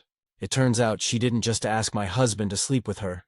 She also asked the mutual friend, not just once, but for almost the entirety of her time dating her current husband, she would make advances on our mutual friend. I was honestly shocked to learn this. A stupid mistake while desperate and hurting is one thing, but actively pursuing someone while in a relationship is another. I was already questioning my friendship with her when I learned this next bit. A bit of context: my husband and mutual friend are Hispanic, while my best friend and I are white. While talking to our mutual friend, my best friend mentioned how she wasn't sure her marriage would work out. As a joke, my mutual friend said she should have married a Mexican. She then told him she should have married my husband, not someone like my husband. Not a friend of my husband, but my husband himself. It wasn't in a joking manner either. She was serious and named him specifically. I am beyond floored. I haven't talked to her since learning it, and I'm not sure I want to stay her friend. I've always had a difficult time making friends, and I have terrible social anxiety with new people, so my friend circle is extremely small. I tend to forgive people too easily and put myself last. I also feel like I should tell her husband, but my husband thinks we shouldn't get involved and let them deal with their own issues. TLDR, my best friend told a mutual friend she wished she'd married my husband instead. She's disrespected not only my relationship but her own as well on multiple occasions. Stories number 24. I went to the special kid's 18th birthday and I'll treasure this day forever. It was so wholesome in general. He invited all my classmates, but only 4 of us came because my friends are assholes. I never really spoke to him before this week as I knew he was homophobic and I am queer. But I found out he completely changed, probably thanks to a drag queen. He goes to all their shows now. Me and my friend did a stupid gift. I was stressing out because it was a big sketchbook with other supplies. I thought it was kinda stupid, but he does animates and he always draws, so we thought it would be nice. We even wrote it was for his animations. Well, he read what we wrote in the microphone, said that we know him and run to hug us. People gifted him more pricey things, but we were the only one he hugged and thanked us personally. Plus some teacher came, especially one that I didn't really like. Lately we became a bit close, and when I was saying bye, she hugged me tight and told me, you know, this never happens in class, meaning we always treated her badly. She is a supportive professor for students and teachers. She said this almost crying and embarrassed. Almost cried while I was waiting for my mom. Can't wait to see them both tomorrow. Small explaining that I think you'd like to hear. He specifically liked ours because everybody gifted him the same thing of his fave soccer team. Nice, but whack. It was always the same thing. He is autistic and I don't really know much. I just have a long-distance friend, but I don't know much of him obliviously. If you have any tips on how I could approach him, let me know. Small update to thank you all. Didn't think I'd get so much attention, and especially so many positive responses. Thanks to the people who gave me names for softwares he can use, and what can I do to make our dialogues easier for both of us. This post has definitely brightened my week. Again, thank you all. Stories number 25. People wanting access to my private property to fish on the river. I recently bought a house in northern Michigan with 5 acres and 500 feet of frontage on a nice river known for fishing. It seems our property is considered a prime spot. After moving in, we were visited by our next-door neighbor and the mayor of the town, who asked if they could fish on our property. I was away, and my wife agreed, mentioning that they should text or call us beforehand. We have a recused pit bull, and we want to make sure she's leashed when people are outside, as well as wanting to know who's on our property and when. Since we're new to the area and want a positive start with our neighbors, we talked and felt it was best to allow them to fish. Last weekend, while walking along our property, my dog alerted me to someone by the river. It turned out to be an older gentleman fishing along the bank. I greeted him by saying good morning and took my dog inside, assuming it was legal for people to walk along the river. I now know that it's still considered trespassing to be on the bank. I personally don't care if people fish along the river as long as they stay down by the water's edge. There's a steep incline from the ledge by the river and about 10-20 ft up to the rest of the property, so I didn't think it was very accessible. My dog won't go down there, so I'm not worried she'll go after anyone down there. Later that day, my dog was going nuts because someone had driven their side-by-side across the property from the road, down our trail through the woods and down towards the river. They had cleared small trees in the woods to make the trail wide enough for them, and then parked facing our house 100 feet away. I went to confront them, and met a younger man, maybe early 30s. I asked his name and if he had gotten permission from the previous owners and explained we are the new owners. He claimed they had permission from the new owners. Turned away from me, continuing to fish, and called his dad over. The way he acted seemed very disrespectful. His dad ended up being the older guy I saw that morning. Also the mayor my wife met before, who was more polite. My wife and I reiterated our stance. We're okay with them fishing, but we need to know before they just show up. I realize now that I should have also mentioned we don't want them driving or cutting the trees on our property. To maintain our privacy, I'm considering installing trail cameras, signs, and possibly fencing the entire area if they show up unannounced again. I also reviewed the county GIS, and it shows the mayor owns a larger frontage of river downstream from us, so I don't think it's even necessary for him to come up to our property. It's also to hopefully discourage littering.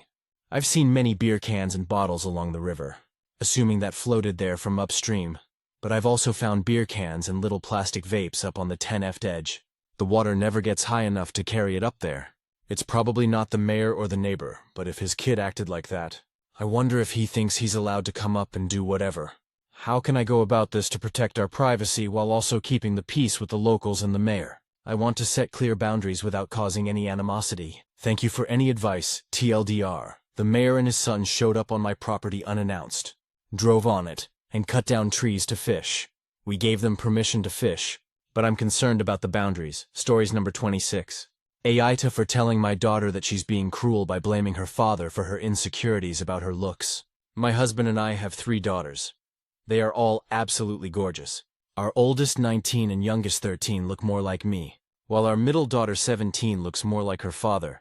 My husband definitely has more strong AMD unique features, but I find him incredibly good looking, which is why I even married him. Our middle daughter, however, has decided that her father is ugly, and by looking like him, so is she. I feel very sad that she's trying to compare herself to bullshit beauty standards. Unfortunately, she's also been teased at school, and while we've managed to stop that, it hasn't helped the issue.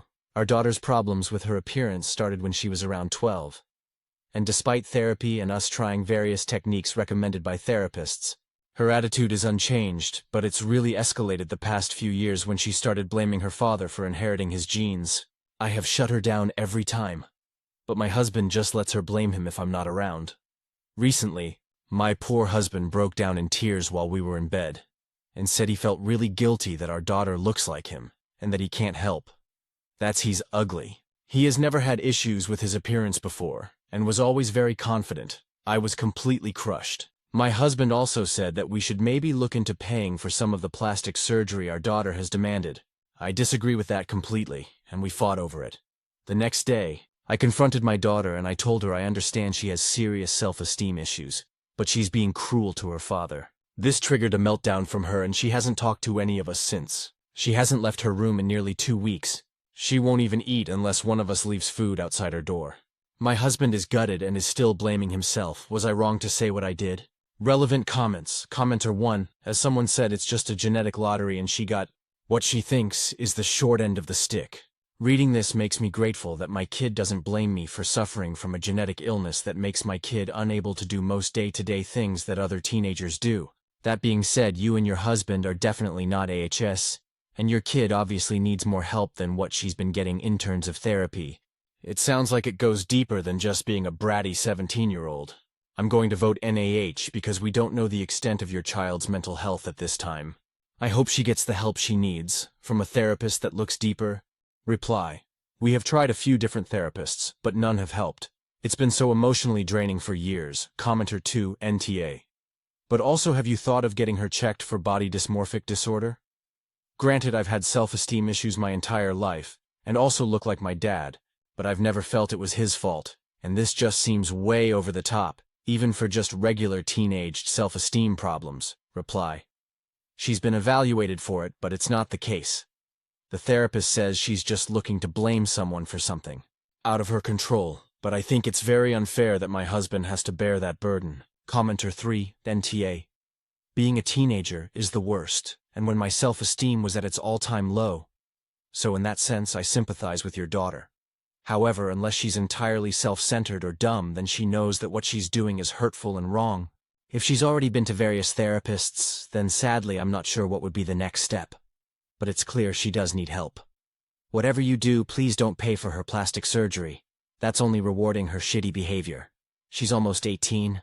If she wants it that badly, she can get a job and start saving to pay for it herself. Reply. It's not even a matter of paying for the surgery. What she wants sounds very dangerous. One surgery is shaving her jaw down. Commenter 4. I don't know. I might have to go with ESH here. If she's getting bullied and wants jaw shaving surgery. That makes me think of Bruce Willis and Demi Moore's 3 daughters. They all look like Bruce, and rumor was horribly bullied about her face jaw in particular.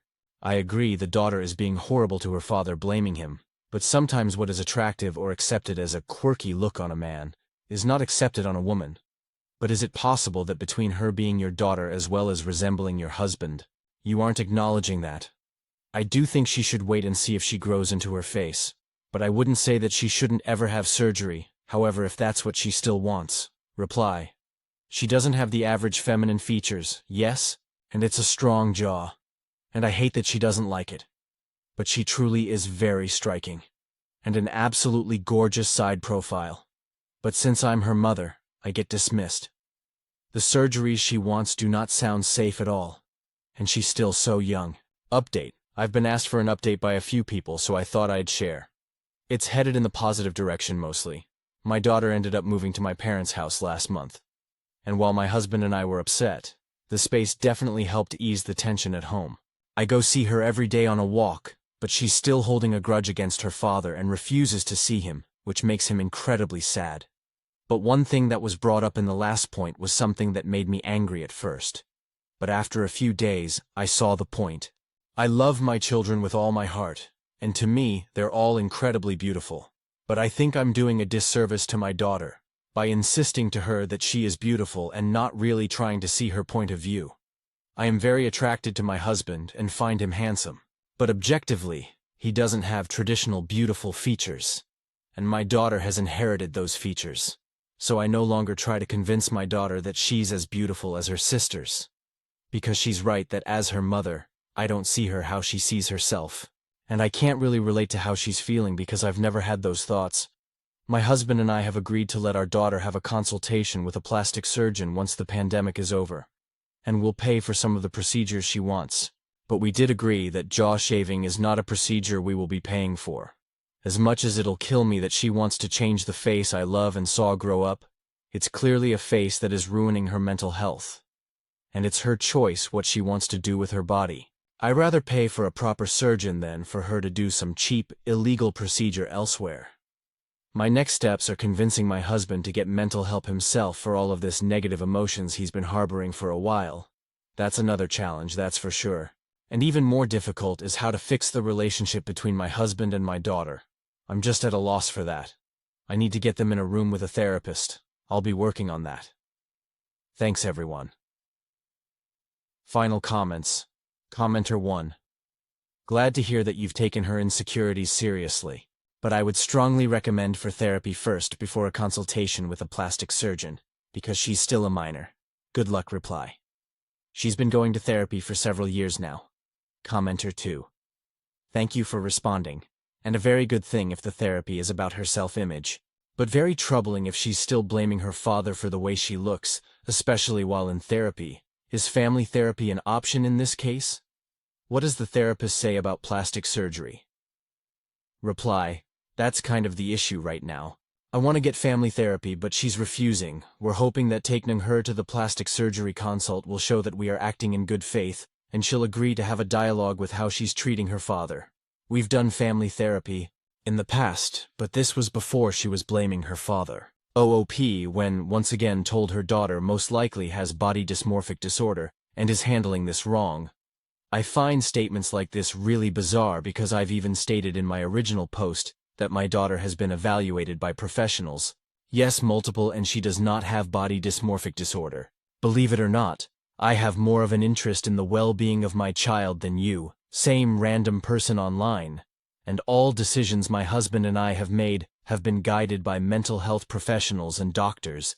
Just because you're here, accusing me of not caring about my daughter doesn't make it a true. Stories number 27. Aita for throwing away my husband's Xbox after he refused to look for our lost dog. For starters, I am a nurse. 35F. I have been extremely busy these past 3 months. Even writing this post is a privilege, and I am having to do this in bits and pieces. I also gave birth to my daughter 6 months ago. I have an 8-year-old son as well. When I am not working, I take care of my children. In January 2019, my son suddenly developed this strong desire to have a dog. He begged and begged for a puppy from my husband, 35M. I protested against that because I had just found out that I was pregnant. Jesus. My husband said that we should let our son have a puppy to teach him some responsibility, and that he would have some practice to take care of his baby sibling. He had also promised that he would help our son take care of the dog. I was absolutely unconvinced, but I had to give in eventually because my husband had already agreed, and I didn't want to cause further fights. Days ago, my son had accidentally left the back door of our house open and the dog ran away. These 5 days were also some of the busiest, most grueling days of my work, and I had to take up night shifts because a colleague had fallen sick. Our son first went to my husband for help. He refused to help him, and said that it was my son's responsibility to care for and he has to do something about it himself. My husband has the privilege of working from home. He works at a law firm. He works for maybe 3-4 hours a day and plays Xbox the entire time, and sometimes gets up to check up on our daughter. He literally has no added pressures. Days ago, when our son told me in tears that Dad won't look for Tippy, I talked to my husband, who said that it would teach our son some responsibility to take care of things in the future, which I found very callous since a dog is a living, sentient being and not a thing. He was playing Xbox when I was talking to him as well. He also said he won't look for the dog or anything. Yesterday, after coming home at night, the first thing I did was unplug the Xbox console and controller and throw it in the trash can. This morning, before going to work, my husband threw a fit when he didn't find his Xbox in the living room. I told him that I'd thrown it away because he was so addicted to it that he couldn't even get up and help our distressed son. When I came back from work, he told me he had found his Xbox in the trash since the garbage truck hadn't arrived then. Now he's being incredibly snarky, giving me the cold shoulder, and he's angry because his controller isn't working. He also hasn't taken any measures to look for our dog, and our mutual best friend called and said my reaction was incredibly childish. Now I am spending my free day calling every neighbor of ours, making internet posters, and contacting animal shelters and animal control to see if Tippy had turned up anywhere, and consoling my heartbroken son. Edit. My husband is a lawyer. A lawyer's job depends on how many clients he has. My husband currently has almost no clients due to obvious reasons. He told me this himself, so his workload is significantly less. This is for all those people who are saying that I am downplaying his work. Update: Tippy still hasn't been found yet. My shift has ended about 30 minutes ago, and I'll go home and drive around in my neighborhood and surrounding areas to look for him. I have posted some pictures of Tippy on my profile for those who requested. Husband is still sulking about his controller. I am at my wit's end. Relevant comments. Commenter 1, ESH. Your husband for using a living being as a life lesson. And you for, yes, being childish. You're a grown-ass woman. Children break other children's toys when they are upset. Not adults. Reply, well, thank you. Commenter 2. I am not defending your husband's actions in any way, which I made clear. Your response did nothing to help your son or to address the actual issue, which is husband's lack of desire to parent his child. The Xbox is a symptom, not a cause. Reply, the Xbox is a cause. He bought it just 3 years back and has addicted to it since then. Commenter 3. Wow, your husband expected an 8-year-old to go look through town for the lost dog by himself, 'cause he wanted to play games instead? Well, what a shitty husband and father he is.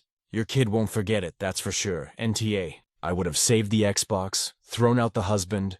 Reply, oh dear.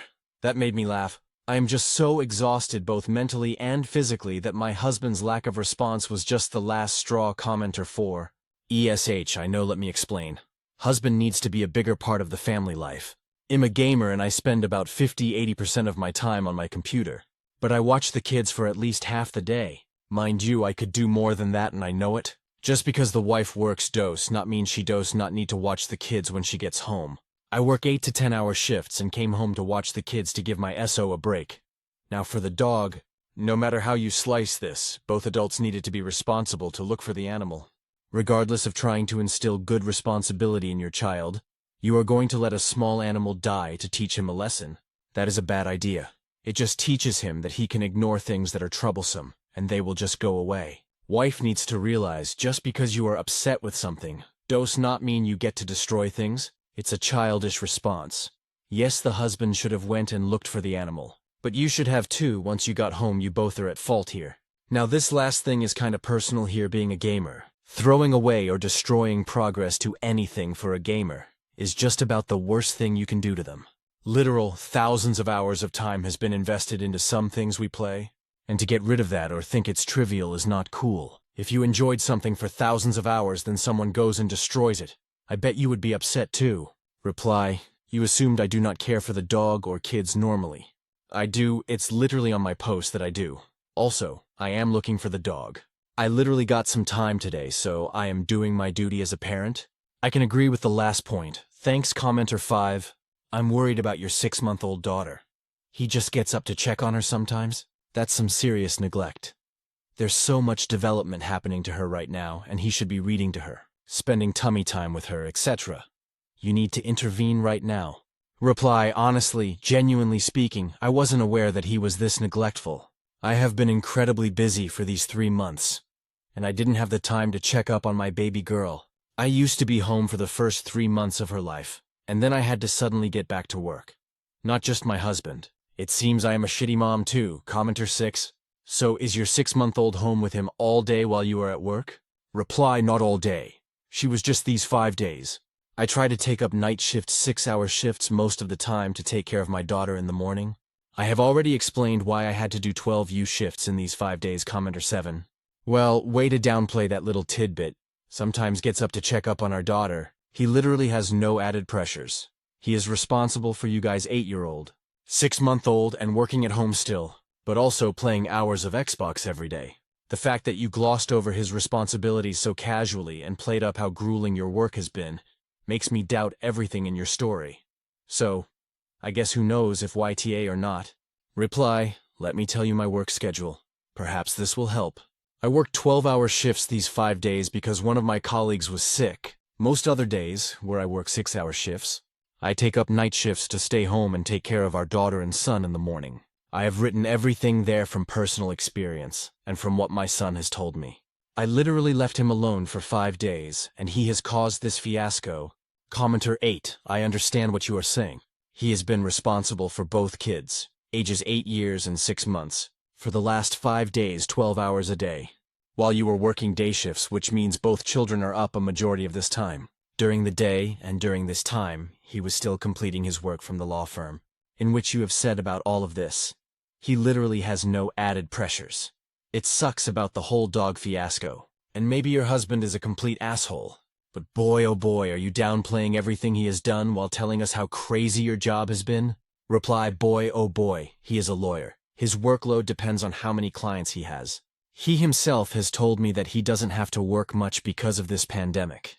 My job has been crazy, BTW. You try doing a nurse's or even a janitor's job right now. Also, what flawed logic is this? My 35-year-old husband can't take care of 2 children for 12 hours when I take care of them for 6 hours and then go to one of the busiest hospitals in Washington to do my job? What downplaying am I doing? Update, Aita for throwing away my husband's Xbox after he refused to look for our lost dog? First of all, thank you everyone for your immensely kind and considerate responses.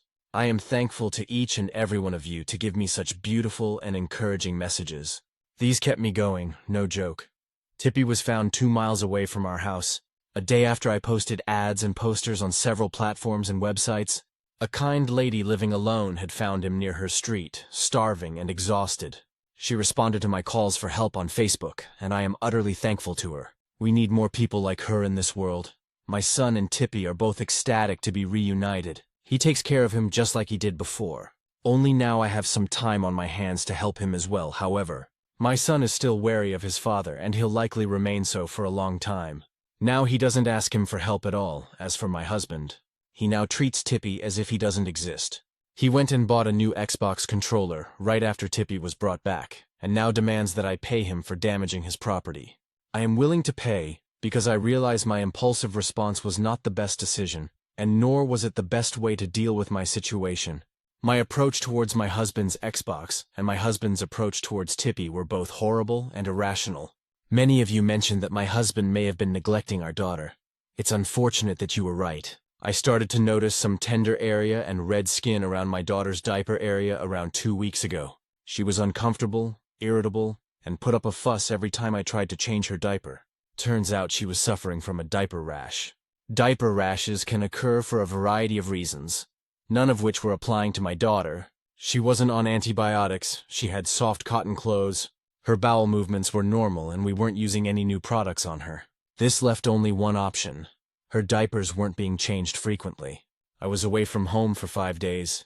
I asked my husband how many times he had changed her diapers. A baby her age needs her diaper changed at least once every 3 hours. My husband outright said he was changing them every 7 hours or so for those 5 days, because he didn't think that they needed to be changed as much as before because she was now 6 months old.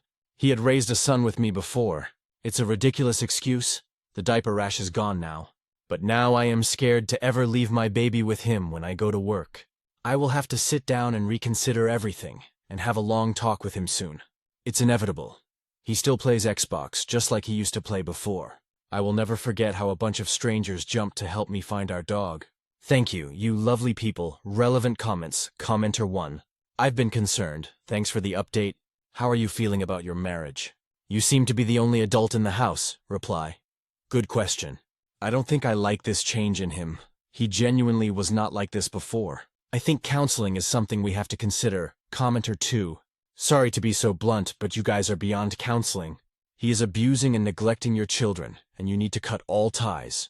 What happens if your baby has an actual medical emergency and your husband doesn't notice or care? BC, he's playing video games. What happens if Tippy gets lost again, and your 8-year-old meets the wrong person while he's out wandering the streets alone? BC, your crappy husband doesn't care about his children enough to help. There are things at stake here way more important than saving your marriage. Best of luck to you, and I'm so sorry you're in this situation. Reply. The thing is, I simply cannot divorce him right now. I can't make the time to divorce him, nor am I in the mental condition to go through a divorce. I am leaving my daughter and son at my elder sister's nowadays, and it makes me feel so bad because she's being so accommodating despite having a child herself. Commenter 3. Are you going to continue to let your children be neglected by their father? They are most definitely going to grow up with issues stemming from having an emotionally unavailable parent. You seem to be complacent in just letting him be absent. Reply. My children are staying with my elder sister right now. Why don't you work 12-hour shifts at a hospital and try filing a divorce at the same time? I am not in the mental state for a divorce right now, and I can't do anything until this pandemic slows down. Commenter 4. Happy to hear that Tippy was found. But from your update, there's still a long road to getting things resolved. If your little girl isn't getting a diaper change for 7 hours, though, that's terrible, since it means she's getting no interaction either, since presumably he's not close enough that the smell bothers him. So sorry you're going through this. Hope the counseling works, but you may want to think of alternate help if you can get it for the sake of the kids. Commenter 5. Ignoring the dog thing, which is already incredibly and unacceptably cruel to your son. He let your baby daughter sit in her own feces and urine to the point where it started to degrade her skin. How long did he ignore her crying? Did he feed her any more often than he changed her? Did he smell her diaper and decide it was too much effort to change it? Did he not smell her diaper because he ignored her and left her in a different room to play video games for 7 hours at a time? Did he think not changing her was some kind of punishment for her using her diaper? Do you really want to be married to someone who abuses and neglects your children? Your daughter can't speak. You have to advocate for her. Stories number 28. Aita, for telling my dad's wife I don't care that she has cancer and thinking she's lying. For context, my dad 65M has been married 3 times. Me, 26F, and my siblings, Leo 23M and Vanessa 24F, come from his first marriage when I was 21. He married his third wife, Francine 65F, over the years of their marriage until this year. I always thought Francine was strange. Little things like not allowing our stepsister, Hannah 18F, drink juice or make comments about how much she was eating when she was 12-13. Later I found out Hannah was struggling as a teenager with self-harm and an ED note. Eating disorder. Francine never showed much interest in myself, Vanessa, or Leo. Which was fine with us since we were adults by the time she came into our lives. She was at birthdays, Christmas, Thanksgiving, but never really gave anything more than a joint gift with our father. would leave early from theater productions we participated in, never made it to rugby games, and only ever asked us when we are going to have children and get married, and it was all she cared about. Francine always had health problems. She always overreacted to our perfume, shampoo, or the smell of cigarettes on our clothes. My mom and grandmother, who had primary care of us, were smokers. So since they were married, me and my siblings barely ever saw my dad in case we sent Francine into some kind of allergy shock. Her allergies were different every time we see her. Corn syrup, red dye number 5, yogurt, peanuts, the list goes on. Things I'll see her eating next time I see her. Fast forward to this past year, 2022. Francine was diagnosed with stage 4 lung cancer in April and was given a year to live. My siblings and I made sure we supported our distraught father, who was very upset and taking the news very hard. Later that year in December, my grandmother was also diagnosed with stage 4 lung cancer. For further context, I was grandma's favorite, her first grandkid. We shared a bedroom for most of my life. She would babysit me when my mom needed a break. And I love to say that my grandma was my first love. The person I learned to love before I even understood how to love my parents. She meant so much to me, and she progressively and very quickly got sicker and weaker. I took a leave of absence from work to help my mom care for her on hospice until she passed away in early February 2023. And I took the loss very, very hard. I was in therapy twice a week, and was almost admitted to the hospital for relapsing on self-harm behaviors. The weeks after she passed, my family and I were all trying to get our lives together without our main support system. My sister went on medication for her mental health. My brother fought to get a promotion at work, and I had turned 26 that January 2023. Started mapping out my future with my long-term boyfriend, including what to do about health insurance at the end of the year when I was no longer covered by Francine's plan. Here's where I might be an asshole. I texted Francine asking if there was a date I was going to be taken off so I could cement my plans so I was covered. She sent me a 3-paragraph essay about how she had cancer, and the only time I ever texted her was because I needed something. I told her that was true because, and I quote, "Let's face it, you're as interested in me as I am in you. You never reach out when my grandmother died," knowing full well my relationship with her, or when my other grandmother passed away early 2022. You never ask me about anything in my life. Don't even know I'm coming up on my graduation date for nursing school, or know how I'm doing in general. How dare you come at me when you haven't even checked yourself? Be an adult and admit we aren't even friends, let alone family. The phone works 2 ways, and if you wanted to have a relationship with me that bad, you should have tried when I was 21. In private, I told my siblings, my mother, friends, and boyfriend that I think she is lying about having cancer. A thought first stated by my mother and later my boyfriend in 2 separate conversations. She claims to be allergic to the chemo, and is doing coffee enemas and juice cleanses she claims are helping her cancer. She claims she got surgery, but I see no scar. Not only that, but she was diagnosed with the same thing my grandmother was, and over a year later. Francine does not look sick, and even took a month-long trip to upstate New York and Canada with my father in August 2023. She had sent us a photo of her and my father, and she looks and is acting completely healthy. I asked my siblings honestly if they think she has cancer, and Leo agreed it's fishy, and Vanessa wouldn't answer either way, asking why would our dad lie to us.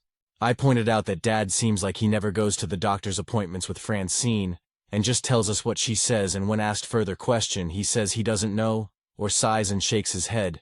In recent events, Hannah has apologized to me for her mother's behavior, saying that she has no idea what her mother's issues are. Francine is currently trying to get my father and Hannah to move to upstate New York, where she stayed with family since their trip, because the air is healthier for her healing process. My father and Hannah blatantly said they will not go. There is so much more but can't think of it all. Feel free to ask questions so I can fill any holes. Author's note. I just want to say that I have no ill will towards this woman. Because she married my dad. I'm up in arms about it because I feel like she's manipulating my dad. All the comments about me thinking she's an evil stepmother, and that I have an issue with her BC she married my dad, just isn't true. My parents getting a divorce was one of the best thing they ever did for me. Thinking of them being together with their differences, and having heard them argue towards the end of the relationship, I would not have benefited as a child if they had stayed together. I always liked my mom's boyfriends except one guy that hurt her feelings pretty bad. And I loved my dad's second wife. I never ever minded that my parents dated and saw other people. That being said, my only problem with Francine is, I believe she is manipulating all of us. That maybe she's sick in her head. I made this post more to make sure that I wasn't fully insane, and that her behavior is sus. I don't like her, not because she's married to my dad, but because her personality makes it hard to even be friendly. And none of this is about the insurance. She holds it over our heads and threatened to take myself, my siblings, and my dad off it. Additional information from OOP. An example regarding Francine's behaviors. Also want to add this story as well. Our first Thanksgiving together, Francine left in a rage. She made us go around the table and say what we were thankful for. My brother said that I live in a safe place, and my sister said for my family. I said for my friends. Francine took that as a jab at her and left saying, well, I guess I'm not welcomed here. And I guess I am not your family because you don't want to love with me. And we were all genuinely confused. And when she came back, Vanessa told her out. Right, she was crazy for thinking it was a jab at her, and it had nothing to do with her. Francine is batshit crazy. ES2G relevant comments. Commenter 1. I don't think you're the AH for answering Francine like you did, but I would lay off accusing her to other people of lying about her lung cancer. Reply. That's fair, but please know it wasn't just my thought that came from nowhere. There are lots that don't line up. But I do hear what you're saying. Was Francine undergoing any treatments? Reply. Francine isn't undergoing any kind of treatment, and said she was allergic to chemo, so I assumed she would have left us by now. Apparently a holistic doctor told her she could cure it with enemas and a juice cleanse. I don't know. I just think a lot of stuff she's telling us doesn't line up, and I get the sense that my dad doesn't even fully know either. Mush, I'll keep you and your comments in mind while I process a lot of this. Commenter 2. You're 26, yo, and on top of letting Daddy and Francine pay for your cell phone and health insurance this whole time, you're only getting your own policy now because you've hit the age limit. You're something else. Reply. I am on my own phone plan when I wasn't. My dad actually talked me into staying on it. I was in school and they get a discount. I'm a student, and the reason why I'm on the insurance is at A, I can my daddy likes knowing I'm covered, and B, because it'll cost me 3/4 of my monthly income to get my own. I'm getting my own now because yes, the clock has striked, but can I afford it and finish school? Might be SOL. Francine holding my insurance is the only amount of support she's shown me. IDK if you know this, but it takes more than that to have a relationship with someone. Commenter 3. Follow the money. Emo. NTA to call her out if you see shady things happening with finances, or really anything that can cause material impact to your father. Talk to Dad about the will, any trusts, any changes to estate, etc. Otherwise, I wouldn't bother giving her that energy. Reply. I never thought about all that. I'm going to ask my sister to ask him about it since they're closer. Commenter 4. So you are in nursing school, but I guess the chapter wasn't in the exams, so you never bothered. The combination of foods can give you an allergic reaction, or even things you've had for years can suddenly do that. Due to a compromised immune system, or a system in overdrive, or a new component in the item. Another chapter you missed. Unless you have chemo, you don't necessarily look bad. Even with lung cancer, I think your story is BS. She had a kid at 46, 47. Let's pretend that is true. I guess that you also missed the chapter where women after pregnancy can be let with a lot of health issues. Especially a much older woman. She gets hell from giving a joint gift with your father? That's what married couples do. From your description, I'd say she is an old lady with a compromised immune system and possibly hypochondriac, but definitely autistic. She has you in her health insurance, saving you thousands, yet you call your mom and grandma your only support system. What the fuck do you expect a stranger paraphrasing you to do? She is not your friend, she's not your family, but hey, let's save tens of thousands on her back. Add to the fact that yeah, she is not interested in you. Gosh, I wonder why. You sound like a dream stepdaughter, and yeah, she is not going to put herself into a position of having to deal with you longer than she has to. You are fucking adults and she gets hell from coming to your rugby match but not staying for the whole duration of it? YTA, of course, she can be exaggerating.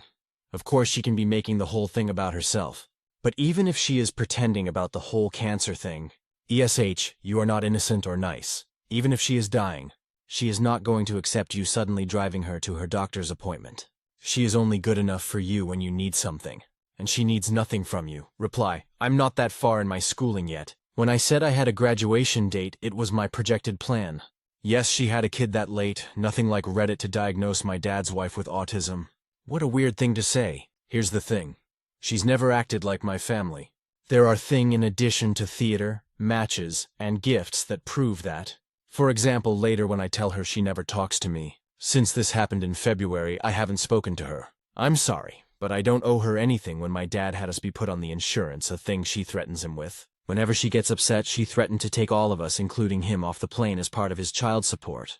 He got to pay my mom less by getting us health insurance. Again, I'm not bothered. She wasn't interested in me, BC. Like I said, I was uninterested in her as well. A lot of the examples I gave were just that. Examples. I can give examples of myself not being interested in her either. As for the support system comment, I never said my dad isn't supportive or that Francine isn't supportive in other ways. Just uninterested in me as a person to the point where the only thing we have in common, or know about each other, is on an insurgent's card. My grandmother was my A1 since day one. Acted as a second mother to me. That is what I meant when I said main support system. Main doesn't mean only Francine, again. Only cares if I'm having a baby and when. It's literally the only thing she asks me. Rugby, theater, school are just examples of things she never asks me about. I return energy, so I don't ask her shit either. The fact that she freaked out on me as if we had this lifelong connection made me freak TF on her the way I did. IDK, why people keep calling her my stepmother when I blatantly made the distinction. She's my dad's wife. There are a lot of step-parents in these comments that are mad at me about this post-LMAO update. Aita for telling my dad's wife I don't care that she has cancer and thinking she's lying. Oh boy, it's been a long time, and I went back and read some comments on my original post, and I can give y'all the short version of what's happened in the last year. To keep it short, she lied. My dad and her had an ugly divorce that ended with my father being homeless. Francine winded up revealing that she owed over $60,000 to her ex in alimony, and he was taking the house where her, my father, and sister were living. The week of Thanksgiving last year, she kicked them both out, and they were both homeless up until August of this year. Before anyone asks, no, I didn't have the means to help them. The entire thing was crazy as shit. She broke off the key in the lock to stop them from getting their things, stole a bunch of money from my dad, and bought a house in New York, destroying my dad's credit, and so many other petty and disgusting things. Yes, she's still alive. Yes, she was questioned about her cancer. She's fine. My dad realizing everything was a lie was very, very upsetting to watch. IMO, she destroyed his life. To those that said I was ta. I've officially started my clinicals, and hope to wind up in PED's oncology after graduation. I think apt my grandmother all the time and wish she was alive to talk to her about everything relevant comments. Commenter 1. You can't just be kicked out of where you legally live. Reply. Francine's name and her ex were the ones on the papers for the house. Commenter 2. As someone who has been in the cancer world from the time I was 16-27 at the end of the month, going into PED-Wonk is amazing. My nurses were some of the only people who kept me sane during my long stays, and I could never thank them enough. I actually named my service dog after my favorite nurse, who would come in early to snag my chart from whoever was on my night shift lol that said, "In regards to everything else, I am so sorry. Is there anything your father can do legally against Francine? Like, prove she prevented him from obtaining his property and then the theft?" Reply, I am genuinely very excited about it. Commenter 3, your father chose this woman over his own kids. It's pretty clear what kind of man he is. He's getting exactly what he deserves. I have no sympathy for him. As for Francine, I hope she has the life she deserves. Is Oopie's father taking his ex to the court? Reply, for what I heard, he is. Taking her to court and taking her shit. It's why she fled the state and got shit under my dad's name.